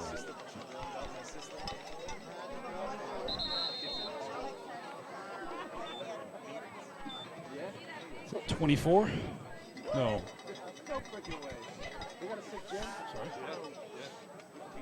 Nathaniel Lyson? 24 with the carry?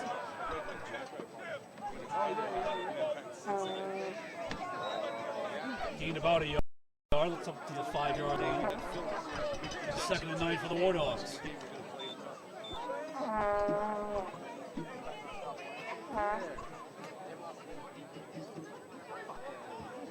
Coming up on 9 minutes to play in the 3rd quarter here. Wardogs with an 18-point lead, 21-3. Costas pass complete.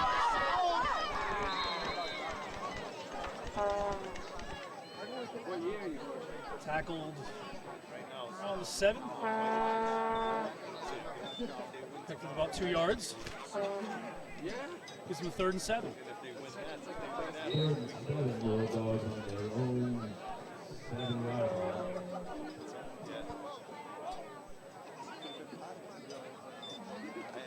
was trying to get a game canceled.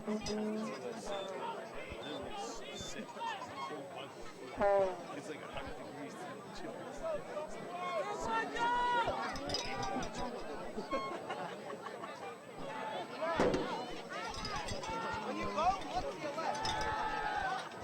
Flag on the play.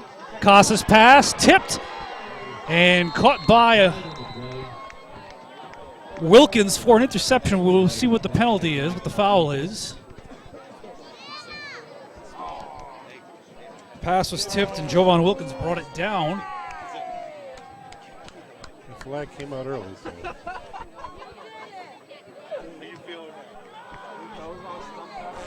It would appear to be on the Wardogs. Ineligible downfield. He pointed the Militia way, but I believe he meant to point the Wardog way, the referee. So they'll take the result of the play, which is an interception. Jovan Wilkins coming up with the interception for the Militia. They take over 1st and 10 on the Wardog 22-23.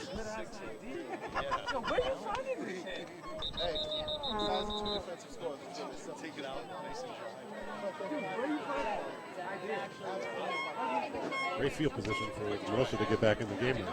Correct.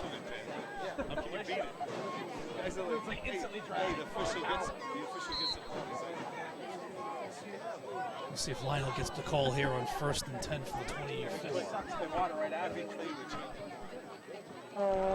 He gets the carry up the middle through the defensive line. Picks up about 9 yards, if not 10.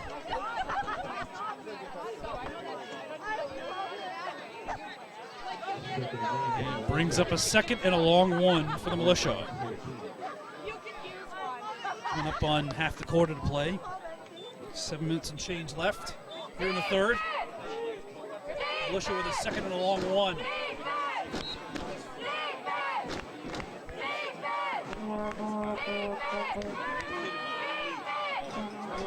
Lionel again with the carry. Up the middle, picks up the 1st down and more. Inside the 5. Militia will have 1st and goal. From about the 4-yard line. From the 5-yard line.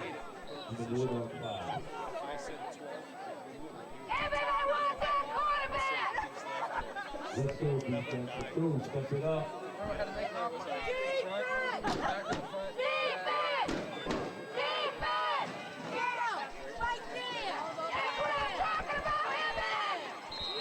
Go for it.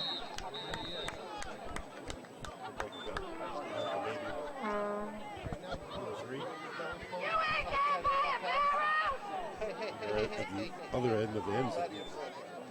Good 60 yards away. Those are aerial coverage.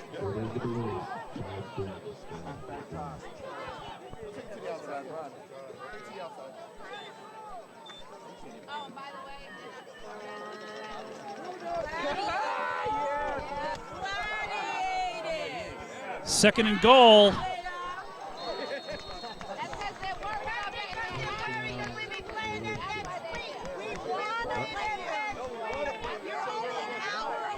I didn't see any.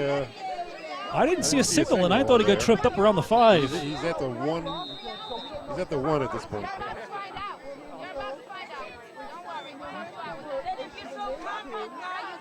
I thought he was tripped up before the goal line. Again, it's hard for us to see, folks. We're not at midfield. There's another. Well, I guess he did score. He would have got in just by. He's in? Yep. Okay. My apologies. We are blocked from the side view from Taunton, so I could not see him raise the arms in the far. The referee did not, so we were at the mercy of what we could see. PAT was good. The Ovies kick is good. Cuts the deficit down to 17. It's now 21-10 with 5:46 left in the third quarter. Yeah, no, they made the field goal. How do you not score on that?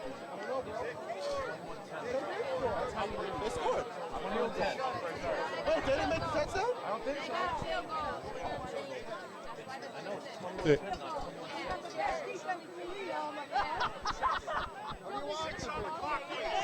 6 minutes. 6 minutes. Score. 21-10. Score. 21-10. That was a touchdown, right? 21-10. Touchdown. It's a good thing, Coach. We're not the only ones confused. Again, nobody actually signaled a touchdown. It's a tie game.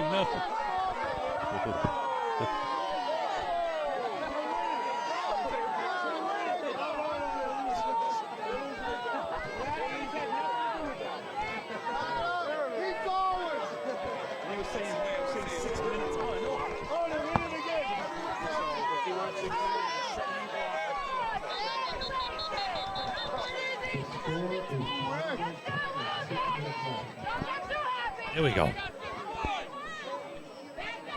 So we weren't the only ones confused about the score. There was also an issue with the time. They want 6 minutes on the clock, and they got it.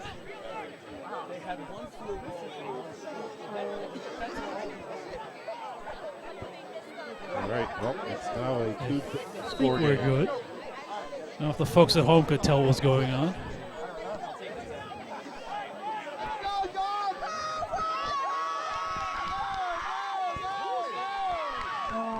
It's Monroe with the return.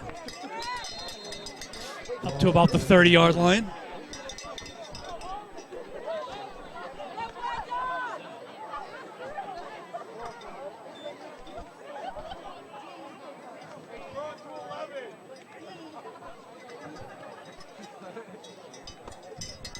Nice night here in North Smithfield. Wasn't as cold as I was expecting. Oh, very nice. No wind, not as windy as it was out in Plymouth last week.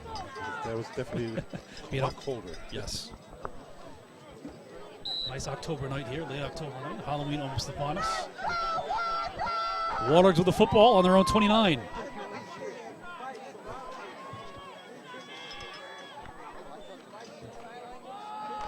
Costa gives to his running back. Met by the Militia right at the line of scrimmage, no gain.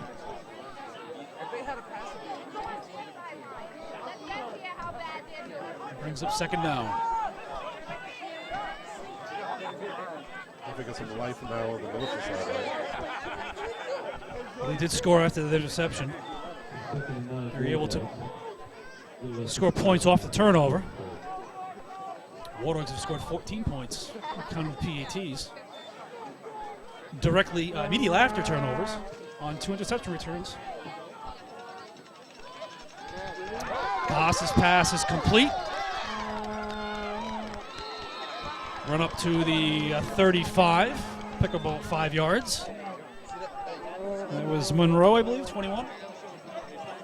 And makes it a third and about 4. Up to about the 36-yard line. I'll say a 3rd and 3. The line to gain is the 39. So it's a third and 3 situation. They played corner, right? They're going to be 1-on-1 if he goes inside the line. Oh, yeah.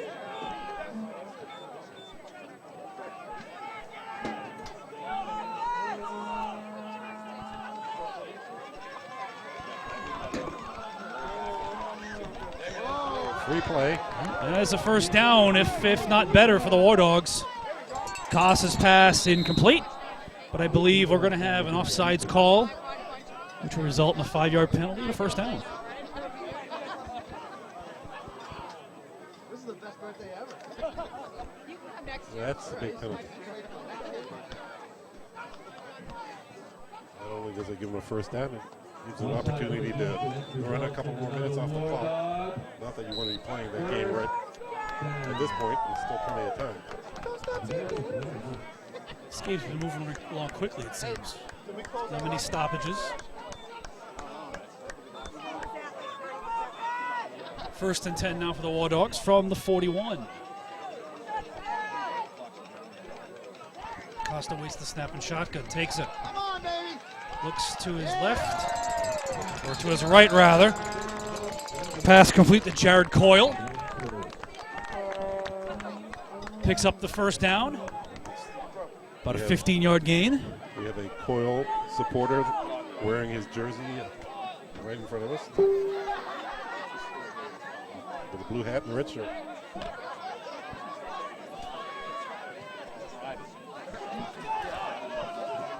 First and 10 Dogs, the Militia 44. Picked up 15 yards on the last play there. Costa to Coyle.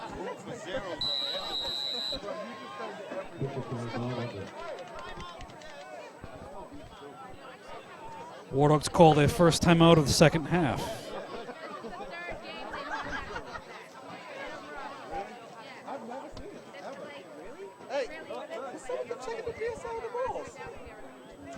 There was a complaint made, I believe, to the league. You started this?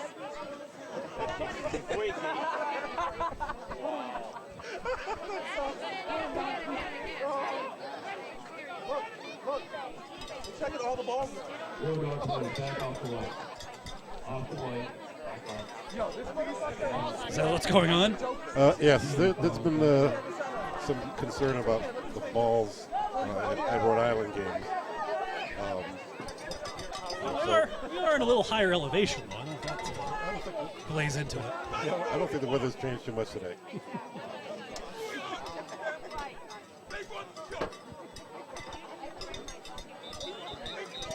Are they filled with helium, too?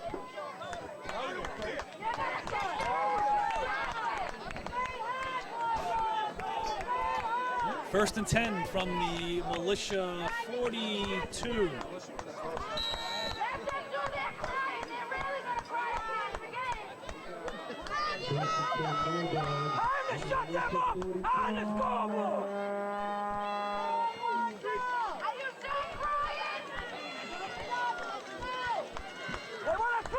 Shut him up on the scoreboard!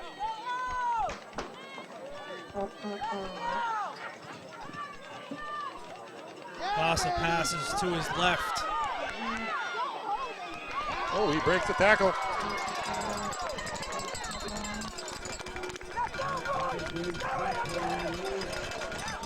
Monroe, Markeem Monroe on the receiving end of Costa's pass. Nice footwork. Breaking away from a defender and bring it up to the 30-yard line. A gain of 12 and a new set of downs. First and 10. It's been a big drive from Rhode Island team to stop the Militia momentum. Shut them up on the scoreboard!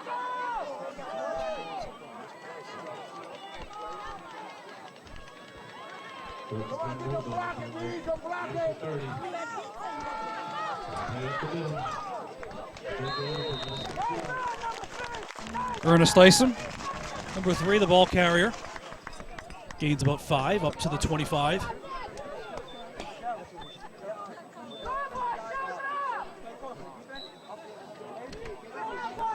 2.5 minutes left in the third quarter.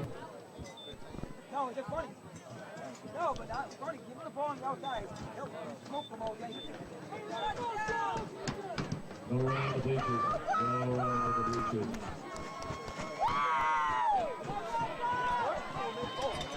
They're getting exercise, Chris. Second and 5 for the Wardogs. Militia 25, back to pass. Costa's going to keep it. That's unusual for me. So he likes to run in the pocket. No, picks up about 2, out to the 23. Definitely a design play. Thought about too long. Give him a yard. I'm going to say, I believe they said he stepped out of bounds at the 24. So it makes it a 3rd and 4 from the Militia 24 for the Wardogs. Militia hoping to make a big stop here.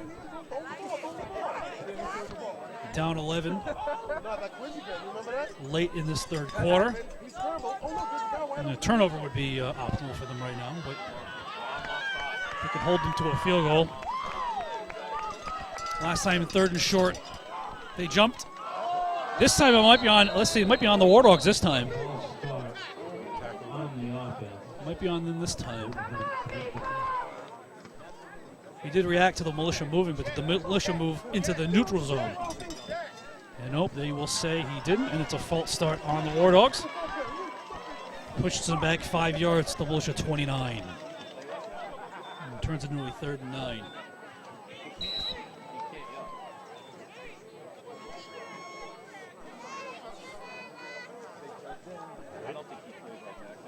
Coming up on a minute to play in the 3rd quarter.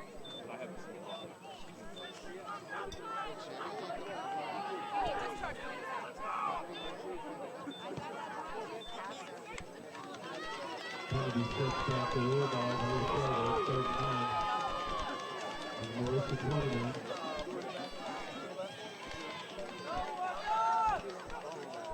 Passes back to pass.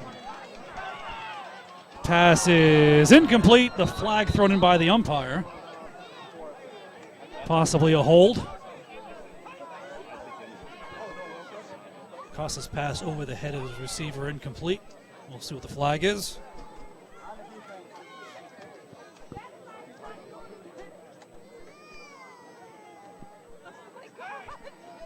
And there's a hold on the Wardogs. Militia will decline. Brings up a 4th and 9 from the 29. Costa is... Nope, they are taking the penalty. He did say decline it, didn't he? He did. Okay, that makes sense. Push him back. It'll be 3rd down. 3rd and 19 from the 39.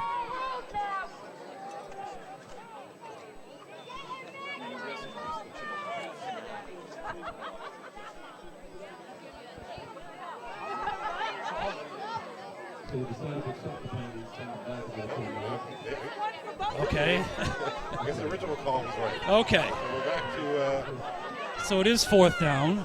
4th and 9. 4th and 9. Is Costa on the field? He is in the field. So they will try He's a it. little out of his range, but he's going to try it. I want to say it's long. It's going. Nope, Giusti, yes. Giusti's coming out to kick.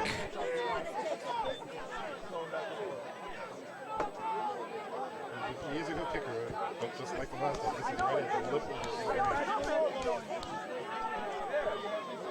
Was it 43? 43 earlier in the game? 43 at the earlier. Oh, that was, sorry, that was Militia. That was the Ovi's kick. It was a 43. This is Francesco Giusti's first attempt. 47 yards. I think this is a little bit out of his range.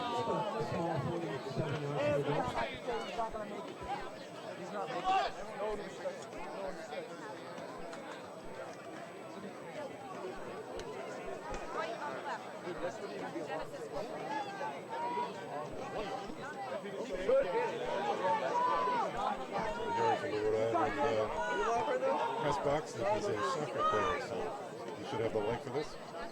In the games I've seen, 43 is about where I've seen him kick. Go for it. 44 seconds. 24 seconds. 44 seconds left in the quarter.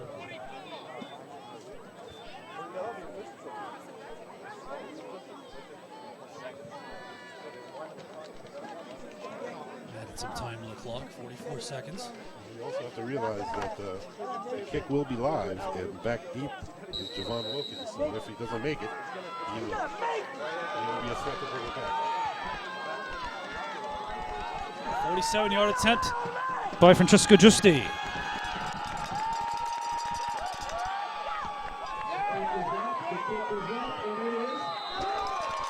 It is no good. Wide left. It had the distance. It was a little off. 27 seconds remaining in the third quarter. The score remains Wardogs 21, Western Connecticut 10. So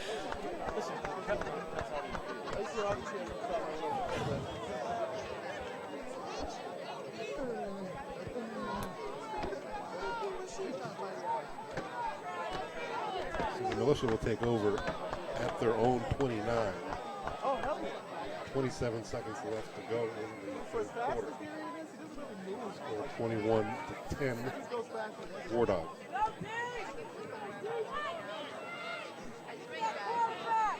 First tell Militia, their own 29 over. Just 30 seconds left in the quarter.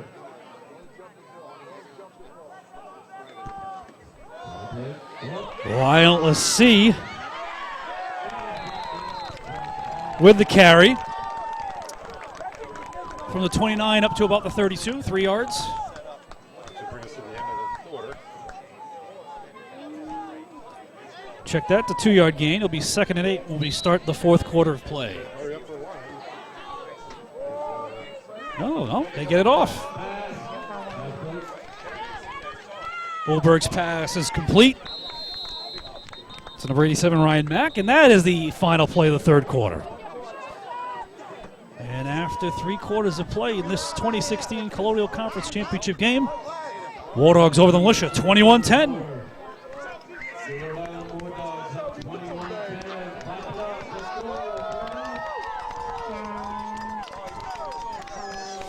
Al, it's supposed to be the official clock, but it is hard for us up here to see it.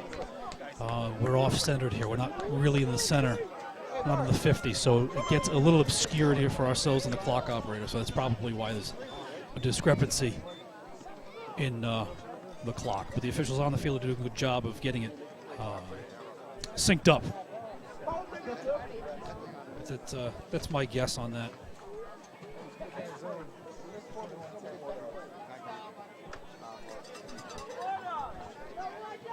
I'm not sure about running the snap after the field goal. Before the field goal, incomplete pass. Because I've got NFL timing rules in my head and then the college rules and the high school rules and some of these just blend together, and I have to look at it to refresh my memory on what we're doing.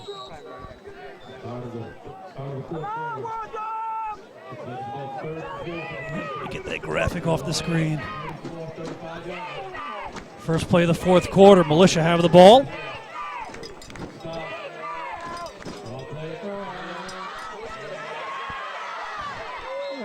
It's a Lionel again.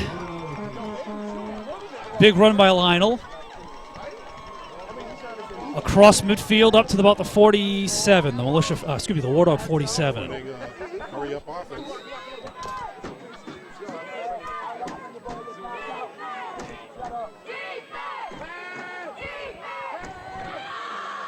The give again. Not as lucrative this time, about a yard.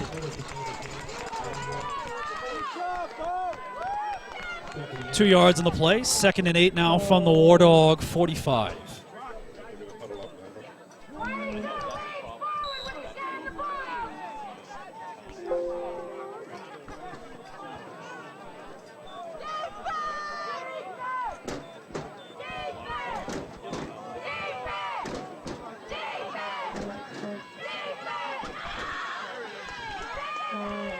Lionel, let's see the carry.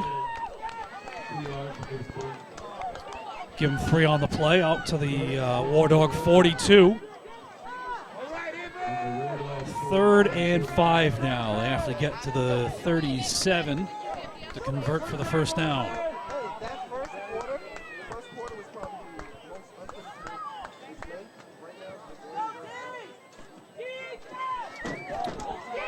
Militia down by 11. Plenty of time for 2 scores. Close to the first down. This is obviously probably 2 down territory. He's maybe a foot away. within a yard to go. 4th and a long 1 from the 43.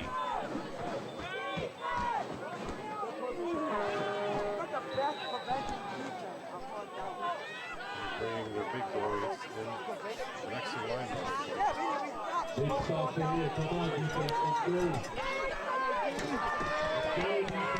4th and 1 for the Militia.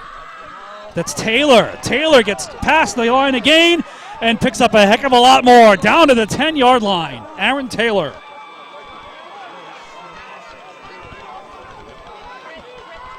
Right to the line. Marked him down at the 11-yard line, so this will be 1st and 10 from the 11.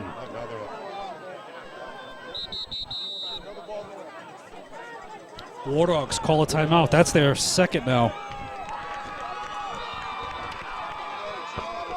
Militia threatening here, down by 11. Trying to cut into that deficit.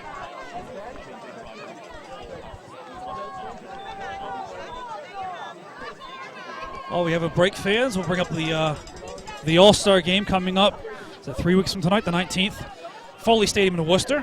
Maritime Conference starts the game at 12, followed by the North Atlantic Conference at 2 and the Colonial Conference at 4 p.m. And then following the games, also in Worcester, the annual Hall of Fame and Awards dinner taking place at 7 p.m. This year at the Hogan Campus Center at the College of the Holy Cross, again in Worcester, Massachusetts. For more information and to purchase tickets, visit NEFL.us. It's always a good time there. Great class coming in, being inducted into the Hall of Fame this year. Always a good time. You get to rub elbows with other people and not being in uniform and pads and being a little more cordial than usually on the football field. I will be there. This is 1st and goal. They got him at the 10. Is that Lionel? No, that's Taylor. Taylor gets the call. Carries it up to about the 7. Mark him about at the 6, so we're going to have 2nd and goal from 6.5 yards out from the end zone.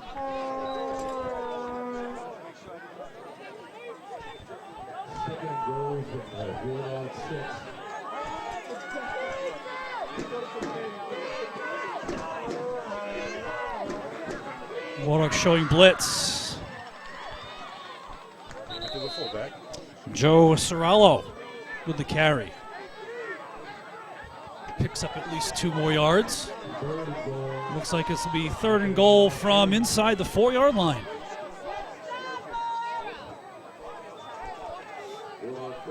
Militia with momentum now.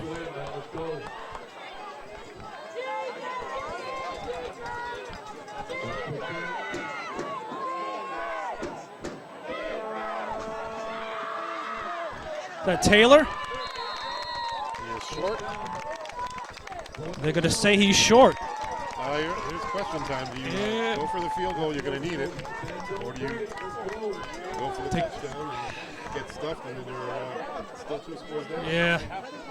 This is like a field extra point. So Luigi's not coming on the field.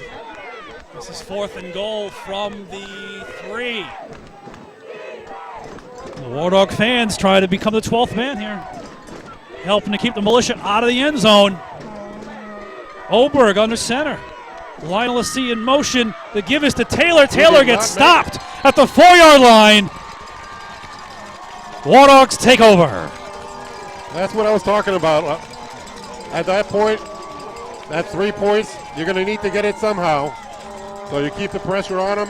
Would have made it 21-13.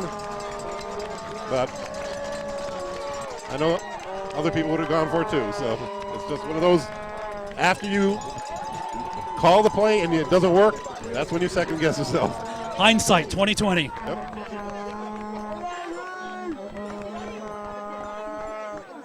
Militia defense has to just turn it around, and since they're pinned them deep, get a 3 and out, and they'll get the ball again in good field position. So game's still got 10 minutes and 39 seconds to go.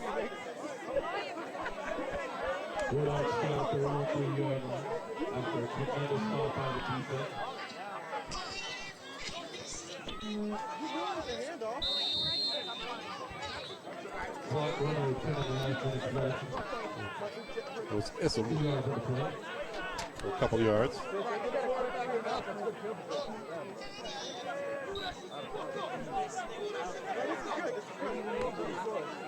The ball is now at the 5, and it's 2nd and 8.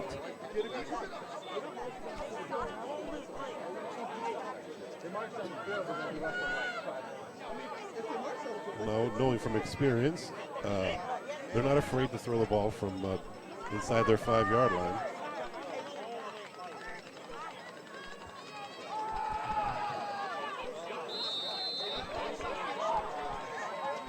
Gets a couple more yards, is up to the 9-yard line. Excuse me, the 5-yard line.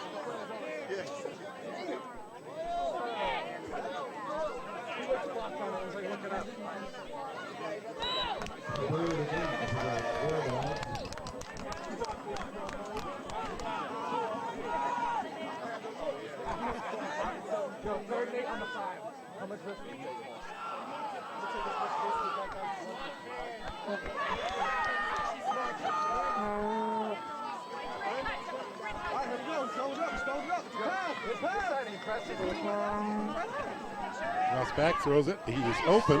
Oh, but there's a flag down in the area that would be holding. So we have a, looks like a first down is going to call back. So there's a hold. It's half the distance to the goal line. That'll put them at the 2.5.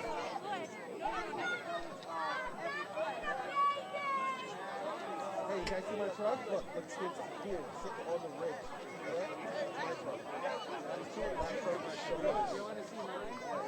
Holding in the offense. And half the distance to the goal. Yeah, I'm on the ridge. Another car tried to do that and he couldn't even get out.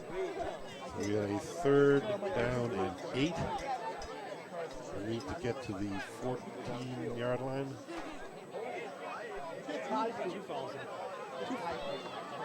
Two fouls on a play, holding and ineligible downfield. We moved the ball a couple yards back, so now it is a 3rd and 12.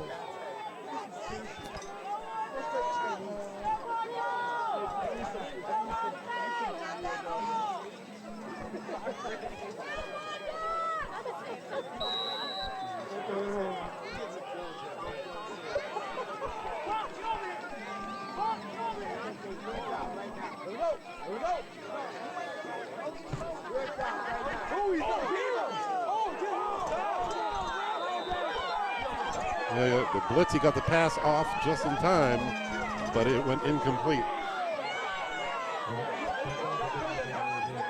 So the Wardogs are going to have to punt from their end zone.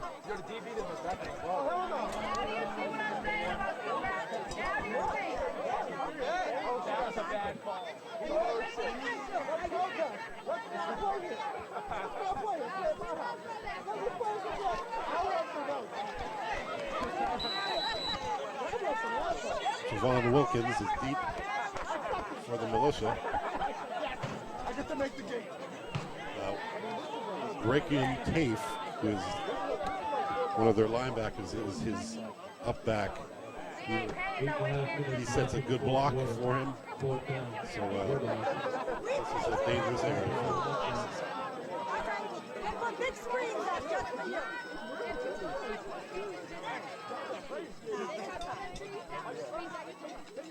Yeah, but if you don't pay, then you don't have to. Good kick.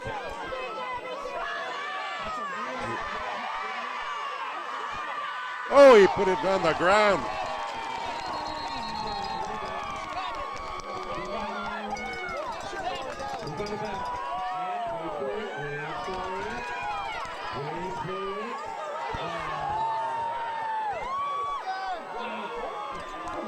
A good punt, filled it at the 49 and brought back to the Wardogs 35 where it was coughed up, but it looks like the Militia recovered.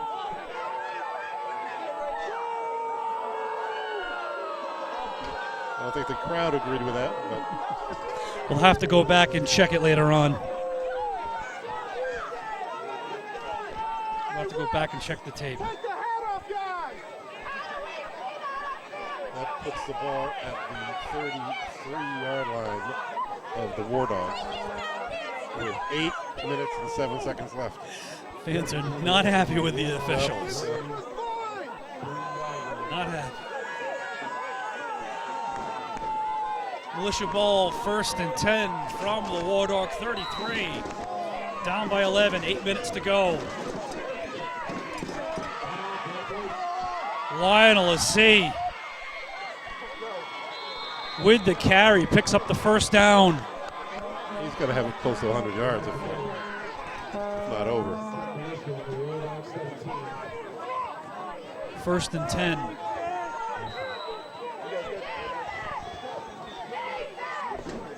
Oberg takes the snap. Pass is complete to Jovan Wilkins. Touchdown, Militia.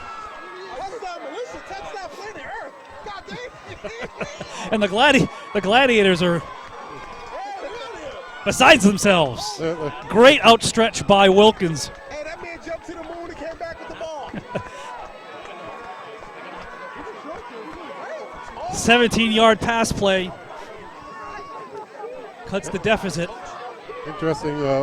They are going for one, which is a kind of a questionable move because yes, because then the field, if they get to a, and it's squeaks through. Whoops. Luigi's kick is good. And now that makes the score 17, 21-17.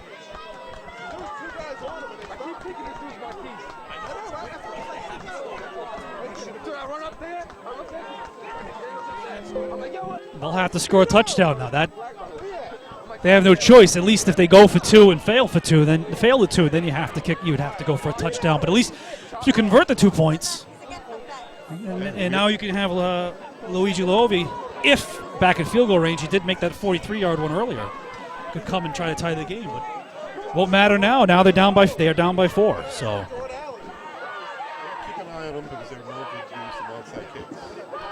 that's true. One time I expected them to do an onside kick was a year ago. They didn't do the onside kick with you guys, which I thought they would. They scored that touchdown late in the game and chose to kick it away. Well, plenty of time left. Got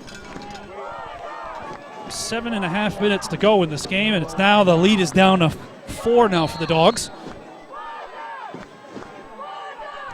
And the Militia kick it away. Fielded about the 13. That's Monroe. Tackled at the 30-yard line.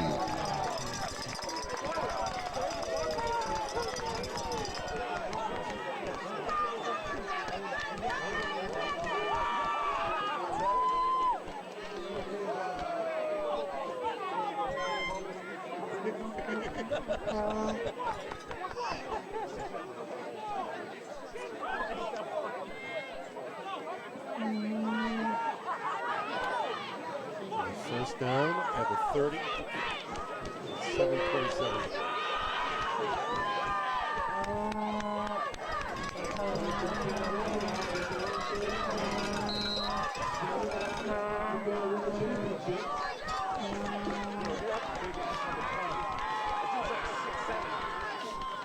Costa takes a snap, gives to his running back,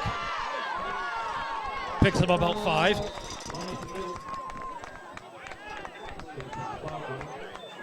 Who is that, Coach?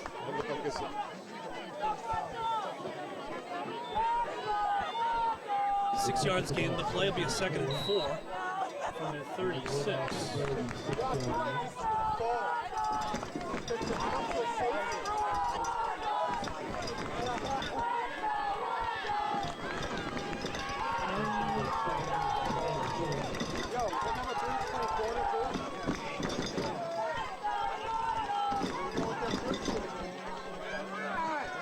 Second and 4 from the 36.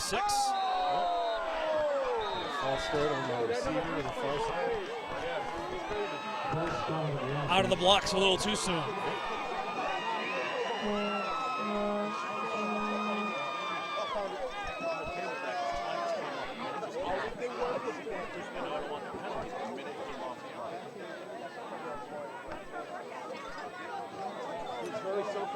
Interesting fact for Samuels. Yeah, they took the penalty. They got moved back 5 yards, but ate up the clock. Yeah, but if it's going to be like 2 more minutes. That's true too. I'd rather get those. True too. Second and long now. 2nd and 10. 2nd and 9. Costa out to Markeem Monroe. Brought down by Wilkins at about the 37, 38. Bring up the 3rd and short, 3rd and 2, 38. Strike that. Oh, 3rd down and 2. 3rd down and 2.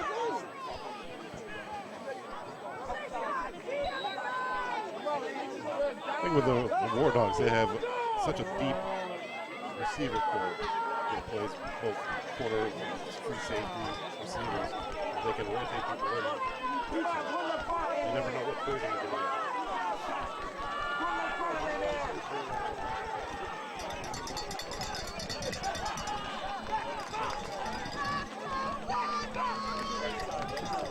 Costa with some last-second instruction for his receivers. And it costs him delay game. And that's one of the things that when you're having a championship crew with 6 referees, you're used to looking over the middle of the field for the 10-second warning. Correct. And when you have 6, it's over on the visitor side. Correct. The back judge is more of a side judge position. He's on the sideline, as opposed to being more in the quarterback's field of vision as you grow up. We've seen that. That's the second delay of game call in the game. So now it's a 3rd and 8 now for the Dogs from the 33. Costa's pass almost intercepted by number 44, Andrew Pratt. Home crowd looking for a flag on that.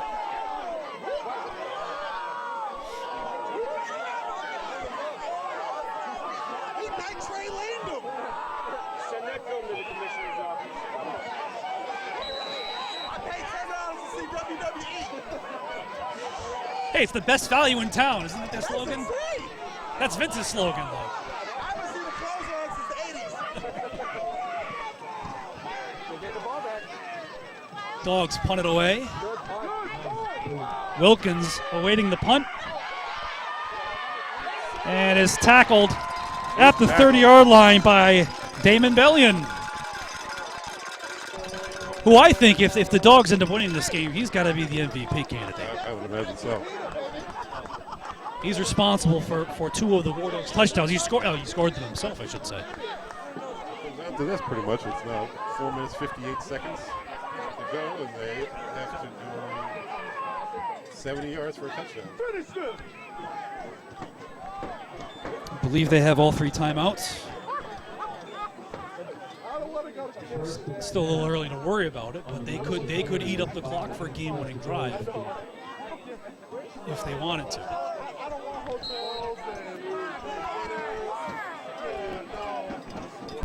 Well, if I were them, I'd want to score as soon as I can. They're going to get a to move over. We have an obstructed view here. Picked up about 4 yards.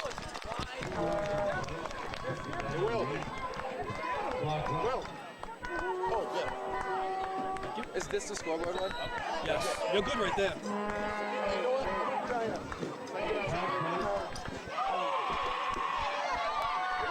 Over's pass complete out to Kenneth Charter.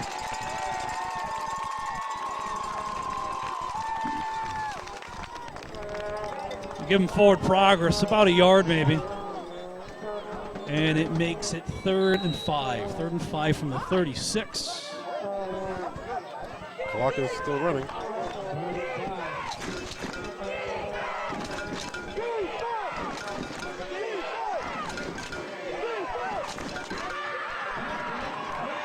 Pass is complete. Slipped through the defenders and brought down at the Wardog 40-yard line. Kenneth Charter on Oberg's pass. There is a marker. Is that a marker?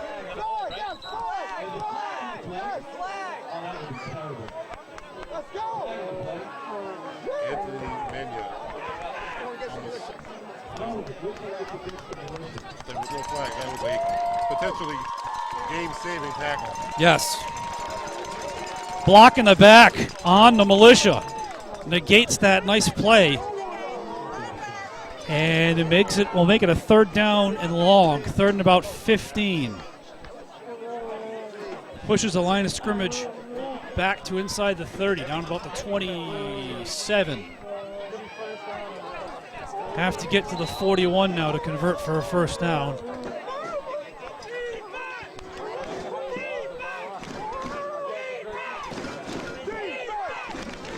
Under 4 minutes to play. Militia down by 4.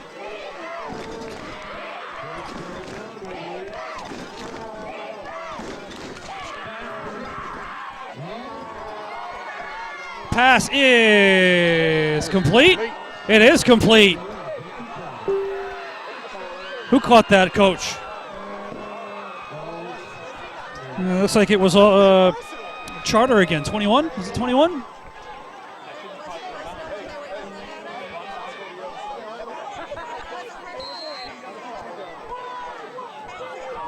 Also out of bounds. It stops the clock. 3.5 to go. And a first down. New set of downs for the Militia. Oberg avoids the rush. The pass is complete to Lionel C, but he's tackled behind the line of scrimmage for a loss of 2 yards. And the clock continues to run. Good job sniffing that screen out. Militia have 3 timeouts to use as we're coming up on 3 minutes left in the fourth quarter. Militia trailing by 4, 21-17 in this Colonial Conference Championship game. Oberg's pass is complete. There's a penalty marker around where Kevin Oberg was standing. So it's either going to be roughing the passer or a hold. We'll wait to see what the call is. Roughing the passer on the Wardogs. Play was complete to the 50. They'll tack on 15 more yards from the 50. The Militia will have first down and 10 from the 35.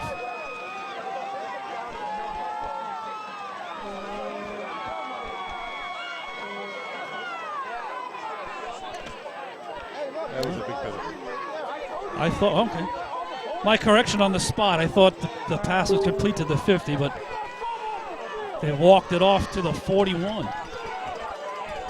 First and 10 Militia from the Wardog 41. Under 3 minutes to play in the game. Militia down by 4. They need a touchdown. Oberg with the give. It's Kevin Wollafork with the carry. Picks up the first down, gets 11 yards on the play, up to the Militia, the Wardog 30.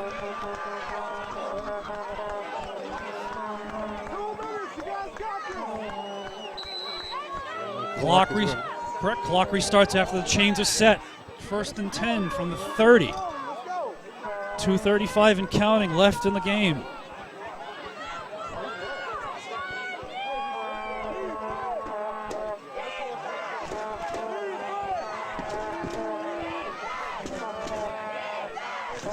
Oberg takes the snap. Pass is complete.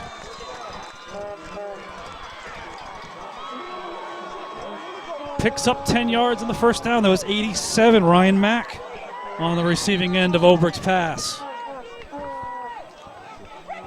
Wardogs call timeout.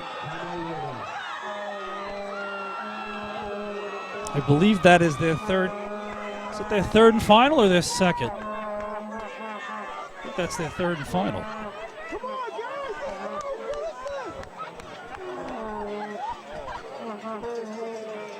Well, we got a break, folks. Again, the All-Star Game's coming up November 19th, Foley Stadium in Worcester. The action starts at 12 p.m. And then following the All-Star Games, the annual Hall of Fame and Awards dinner at the Hogan Campus Center of the College of the Holy Cross, Worcester, Massachusetts. For more information and to purchase tickets, visit NEFL.us. Tickets are $37.75, I believe, when you factor in the nominal charge. The board did a good job trying to get the price down, trying to encourage more folks to come. It's a great night. We honor Hall of Famers being inducted. We also honor the people, the award winners during the regular season. And again, it's a nice time to be able to hang out with some players from other teams rather than banging heads. 2:13 left in the fourth quarter. Militia first down and 10 from the Wardog 20-yard line. And we have, I think we have a timeout. I think a timeout was called from Militia sideline.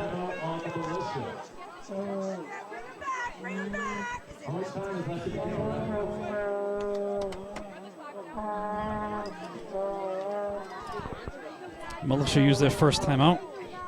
I guess they didn't like that play. No.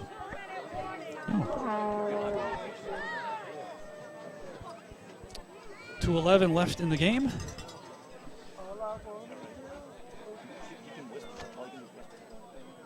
It's got eerily quiet all of a sudden. Why is it quiet? Why is it quiet? Maybe they're resting their voices. The 12th man is resting their voices. Smart move. Smart move. I'd like to thank everyone who's joining us here on YouTube, the New England Football League's YouTube channel. Thank everyone who's tuning in tonight. Should be here, though. It's a great game to watch in person, but if you can't be here, we thank you for coming online to watch us. Oberg gives to Lionel a C. Picks up about 3 yards, 3 or 4 yards. Up to the malicious, the Wardogs 16 to the 17. And that is the 2-minute warning. Yes, yes. I mean, the way it started, the 21-3 score. You thought the way it was going, that the Wardogs were going to run away with it, but the Militia have come back. They've fought back to, let's say, a 4-point deficit. But definitely wasn't the runaway it looked like it was going to be.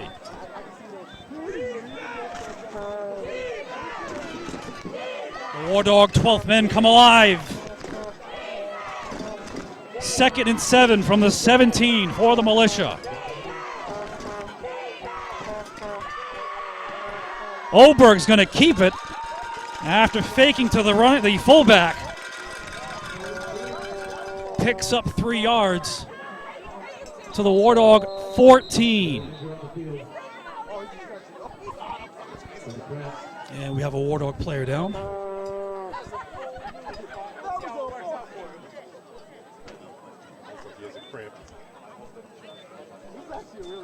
And that's it. Get him up, get him up.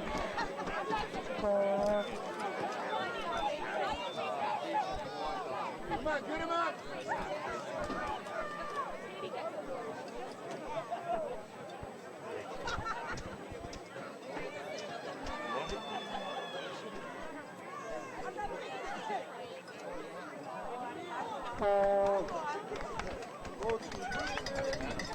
Anthony Mena was the affected player who comes off the field under his own power. Good to see. Well, I got to break, fans. Hey, you on Facebook, but you haven't liked the NEFL's Facebook page? Well, after the game, go and do it. Facebook.com/official NEFL. Get all sorts of updates, articles, whatnot, right in your Facebook news feed. It's Facebook.com/official NEFL. Is this encroachment? No, they was the ball even ready for play? They had 12 men on the field. The Wardog guy ran out in the back of the end zone. That's not legal. And you have to run to the bench. You can't just leave the playing field. You can try to get away with it, but it's not legal if you get caught. They're calling them for the encroachment as opposed to the substitution infraction. And it gives them a first down. It was 3rd and 3. Now it's 1st and goal inside the 10. Ball is spotted at the 8-yard line.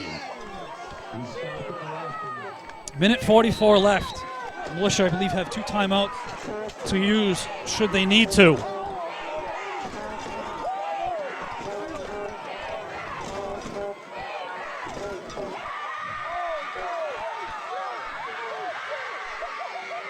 Touchdown, Militia!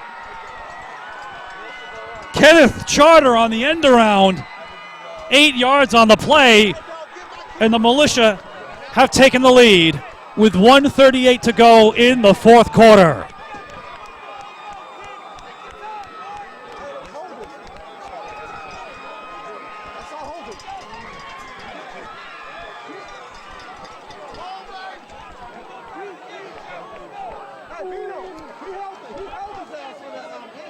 Puts the score at 23-21, with this extra point being very important. because Rhode Island, as I said, had a couple of kickoff returns for touchdowns, so good return to get them into field goal range.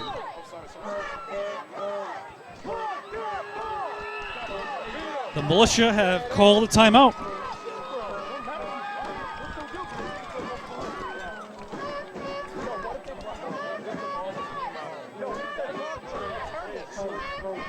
(23-21) it stands right now. We're waiting the point after attempt by Luigi Liovi.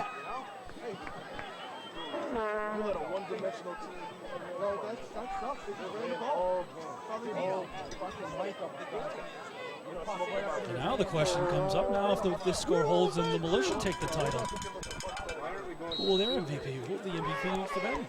Will it be Lionel or? I'd have to go with Lionel. I mean, he carried them. Of course, we don't get a vote in this.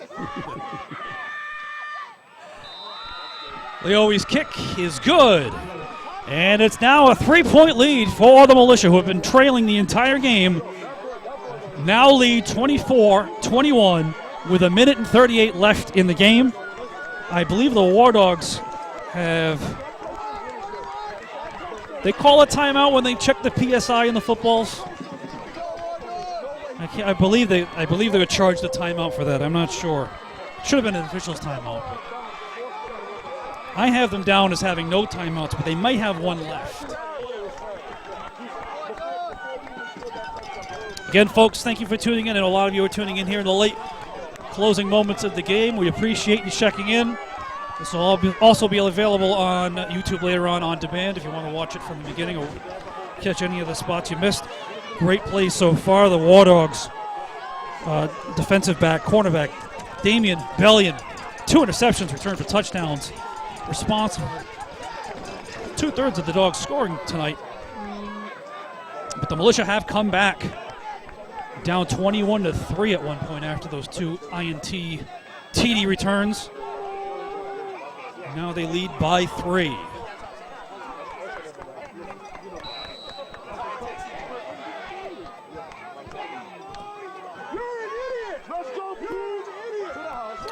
From the 11, that's Marquis Monroe. Running about 60 yards laterally and taken down at the 11. So the Wardogs will have to go 88 yards. For the score, for the win. What's the range of Francesco Giusti? He missed that 47-yarder, which was just wide left. He had the distance, yes. So you figure same thing. You got to get to about the 30-yard. So we will say they're 30, 40, 50, 60, 68 yards away from a potential game-tying field goal.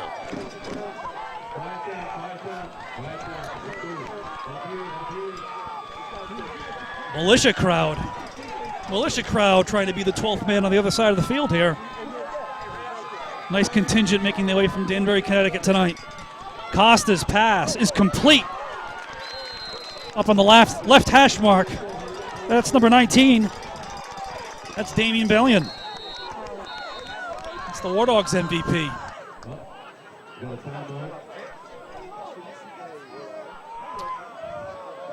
They have given him a first down. That's an 11-yard gain. They have to move the chains. Strike that 12-yard gain. They put the ball at the 23. It's a 12-yard gain. First down. Chains move. Clock stops for the chains to move. They will start there. Clock will start there, I should say. 1:20.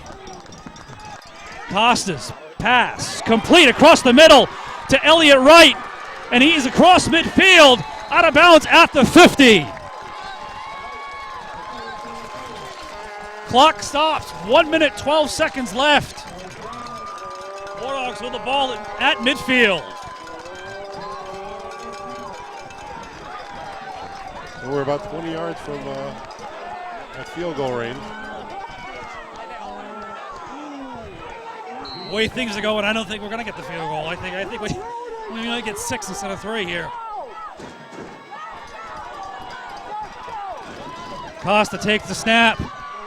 Pass is complete once again to Elliott Wright over the middle. Down to the 30-yard line, a gain of 20 yards. The clock stops for the Chains at 1 minute and 12 seconds. Let's strike that, 1 minute and 6 seconds. They will start. No, Militia called timeout. The Militia will use their third and final timeout right here to collect their thoughts.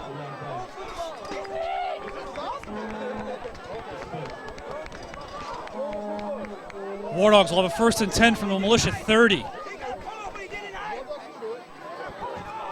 Well, like I said, that was the yard mark they needed to get to for a field goal attempt. Costa hooking up with Elliott Wright twice on the consecutive plays, picking up the yardage. They went from about where were they the first time? They were out the 20. They went to 23 to the 50. Just 27 yards on the first play, 20 yards on this play.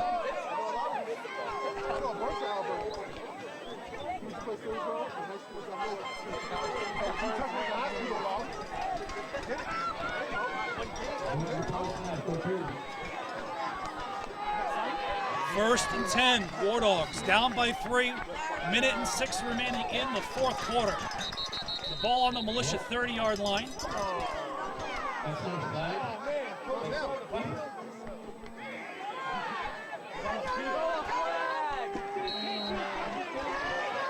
Official stoppage.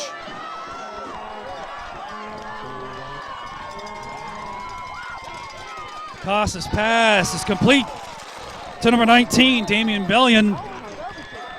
He is tackled inbounds. The clock will continue to run. We're under a minute now.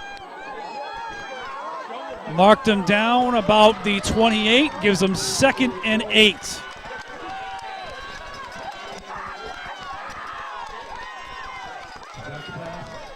Costa's pass is complete to Anthony Mena. We've got to get up to the line. Inside the 20-yard line, down to about the 15. Clock is stopped for the Chains. 36 seconds. They will start as soon as they're set on the ref signal.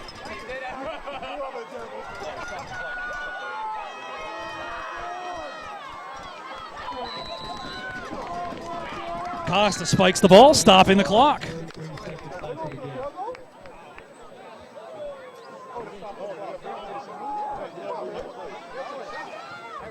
Definitely play to win, but just you got to know that you can't kick a field goal. Why not? Is that timeout?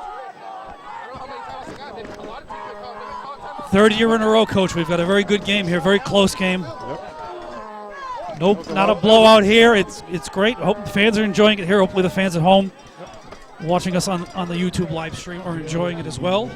That was a long time for they ran off the clock for the spike. Okay, 2nd down now after the clock stopping spike. 2nd and 10 from about the 19, 18-yard line. Costa takes the pass. Pass is incomplete.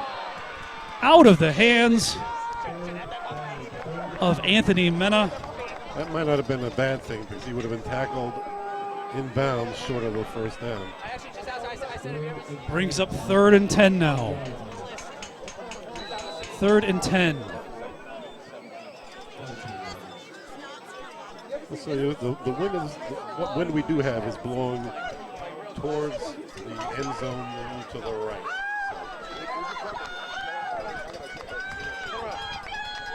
3rd and 10 on the 17. Dogs down by 3. 30 seconds to go. Costa's pass is up and incomplete, looking for the goal line. I think Mena was the intended receiver once again. And now brings up 4th down. And out on the field comes Francesco Giusti. Again, as Coach O, you brought up, had the leg for that 47-yarder earlier, was wide left. A little closer this time. Looks like it's going to be teed up on the 25, so it'll be a 35 in total.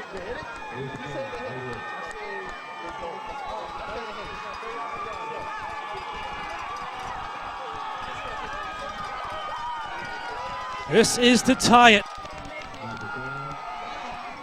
The kick is up, And it is no good. Wide left once again. There was a line drive that went left.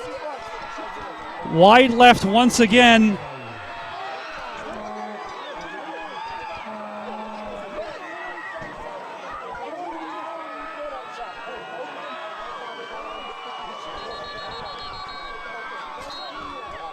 It did look wide from our vantage point.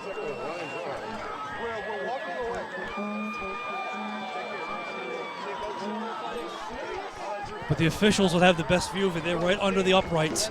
They would have the best view of it, and they ruled it they ruled it wide left. Compton is packing their stuff up. They're going to be going to Danbury. Hey, anyone listening, if you got to hook them on hotels, please message me directly. The Western Connecticut Militia do have connections with hotels down in Danbury, so if you want to speak with Mr. Olberg, he will let you know.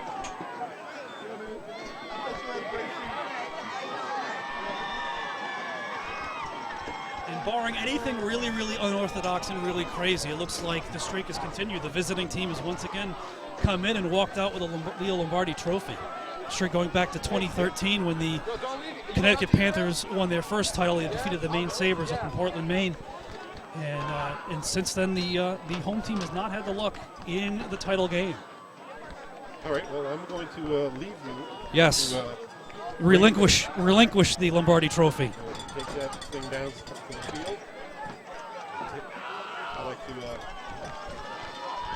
get you a hand in hand. Thank you very much. Thank you very much. Thank you for all your hard work. And congratulations Okay, to cool. the Militia. That is it. Good season for the Wardogs. It is now official. The Western Connecticut Militia are the 2016 New England Football League Colonial Conference champions, defeating the Wardogs, the Rhode Island Wardogs, 24-21.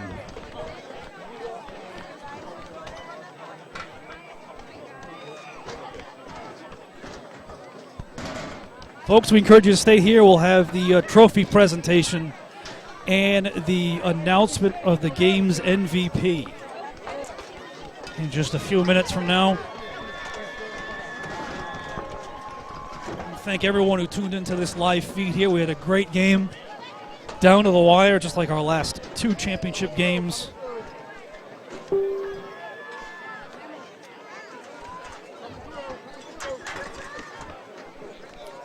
Fans, don't forget the All-Star games are coming up on Saturday, November 19th at Foley Stadium.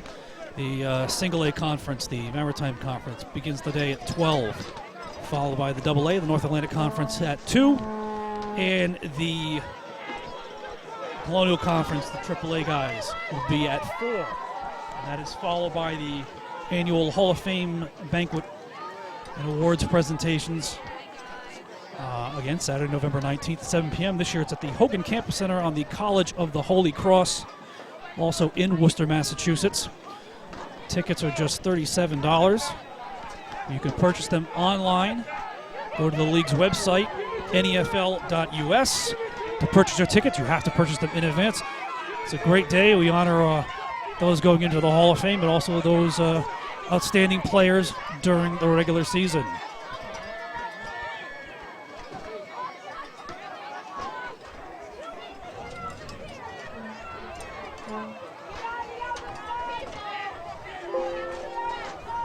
I don't know if the Taunton players are still getting it from the Wardog fans here. I'm not sure. Again, folks, stay with us. We're going to have the awards presentation coming up.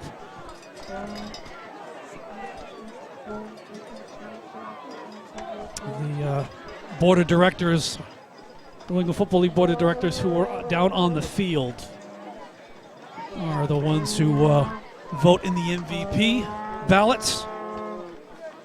We will find out who they have selected pretty soon.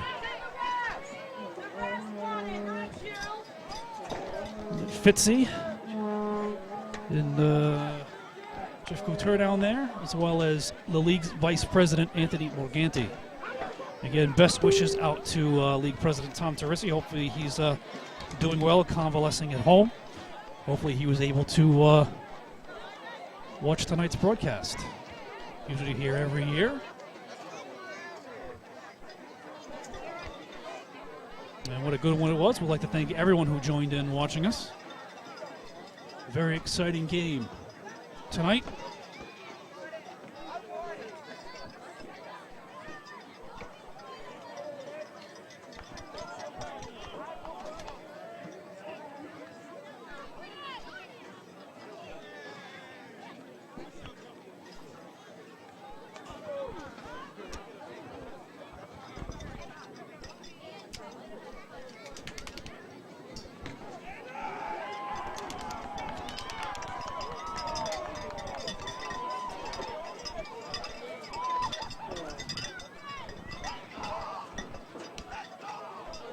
Out comes the hardware, carried by the league BOD. Coach Olivier Buston. A little reluctantly, maybe. Bringing the Leo Lombardi Trophy, passing it.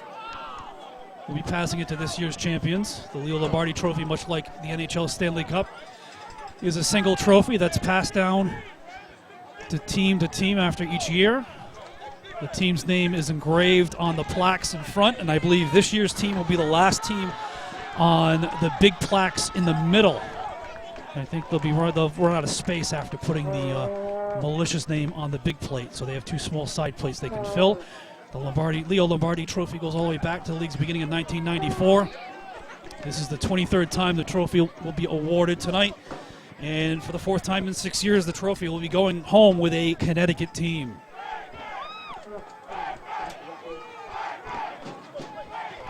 Also for the fourth straight year, the Rhode team has come in and won the title game. After the Lowell Nor'easter in 09, the Bearcats in 10-11, and the Western Mass Warriors in 12. Home teams in those games, and they were the winners of their title games. But now the Rhode teams have a little bit of a streak going on. Militia were the home team last year, losing to the Bandits. Now the Rhode team this year, and they get to finally get their hands on the Leo Lombardi Trophy.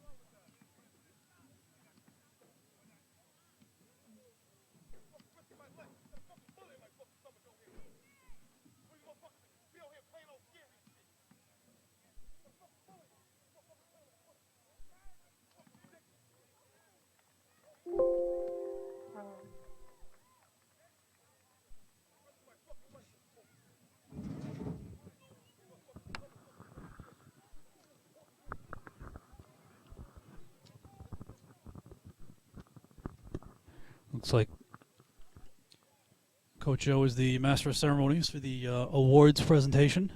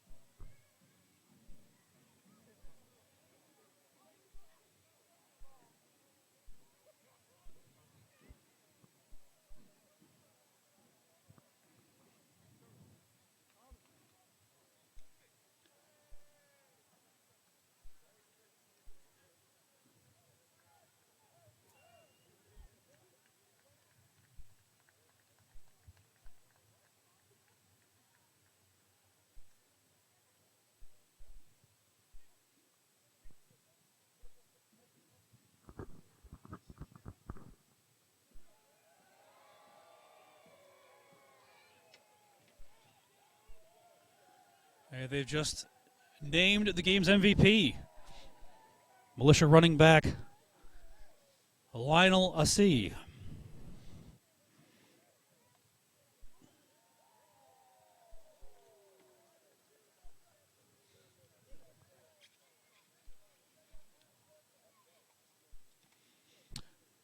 The trophy that Carl Olberg is holding is the trophy they get to keep, commemorating their conference win this year. They get to keep that one. But there's a bigger trophy they get to hold on to for a full year. They'll be presenting that trophy to them very soon.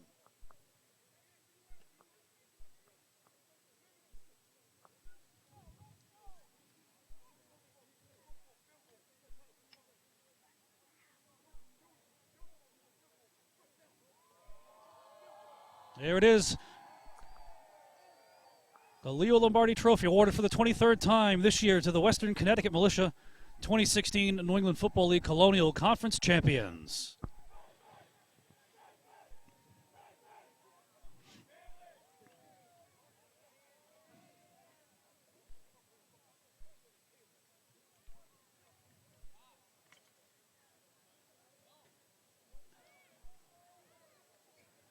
That will do it here, fans, from North Smithfield High School. Tom Degnan on behalf of Coach Olivier Buston. Thank you very much for joining us for the 2016 New England Football League Colonial Conference Championship game. Thank you for being with us. I hope you enjoyed it. A very exciting game, just like the last two AAA games. Hope to see you at the All-Star Games and the Awards Banquet November 19th. Visit www.nefl.us for more information on the All-Star Games and the League Banquet. So from North Smithfield High School, Tom Degnan. So long, everybody.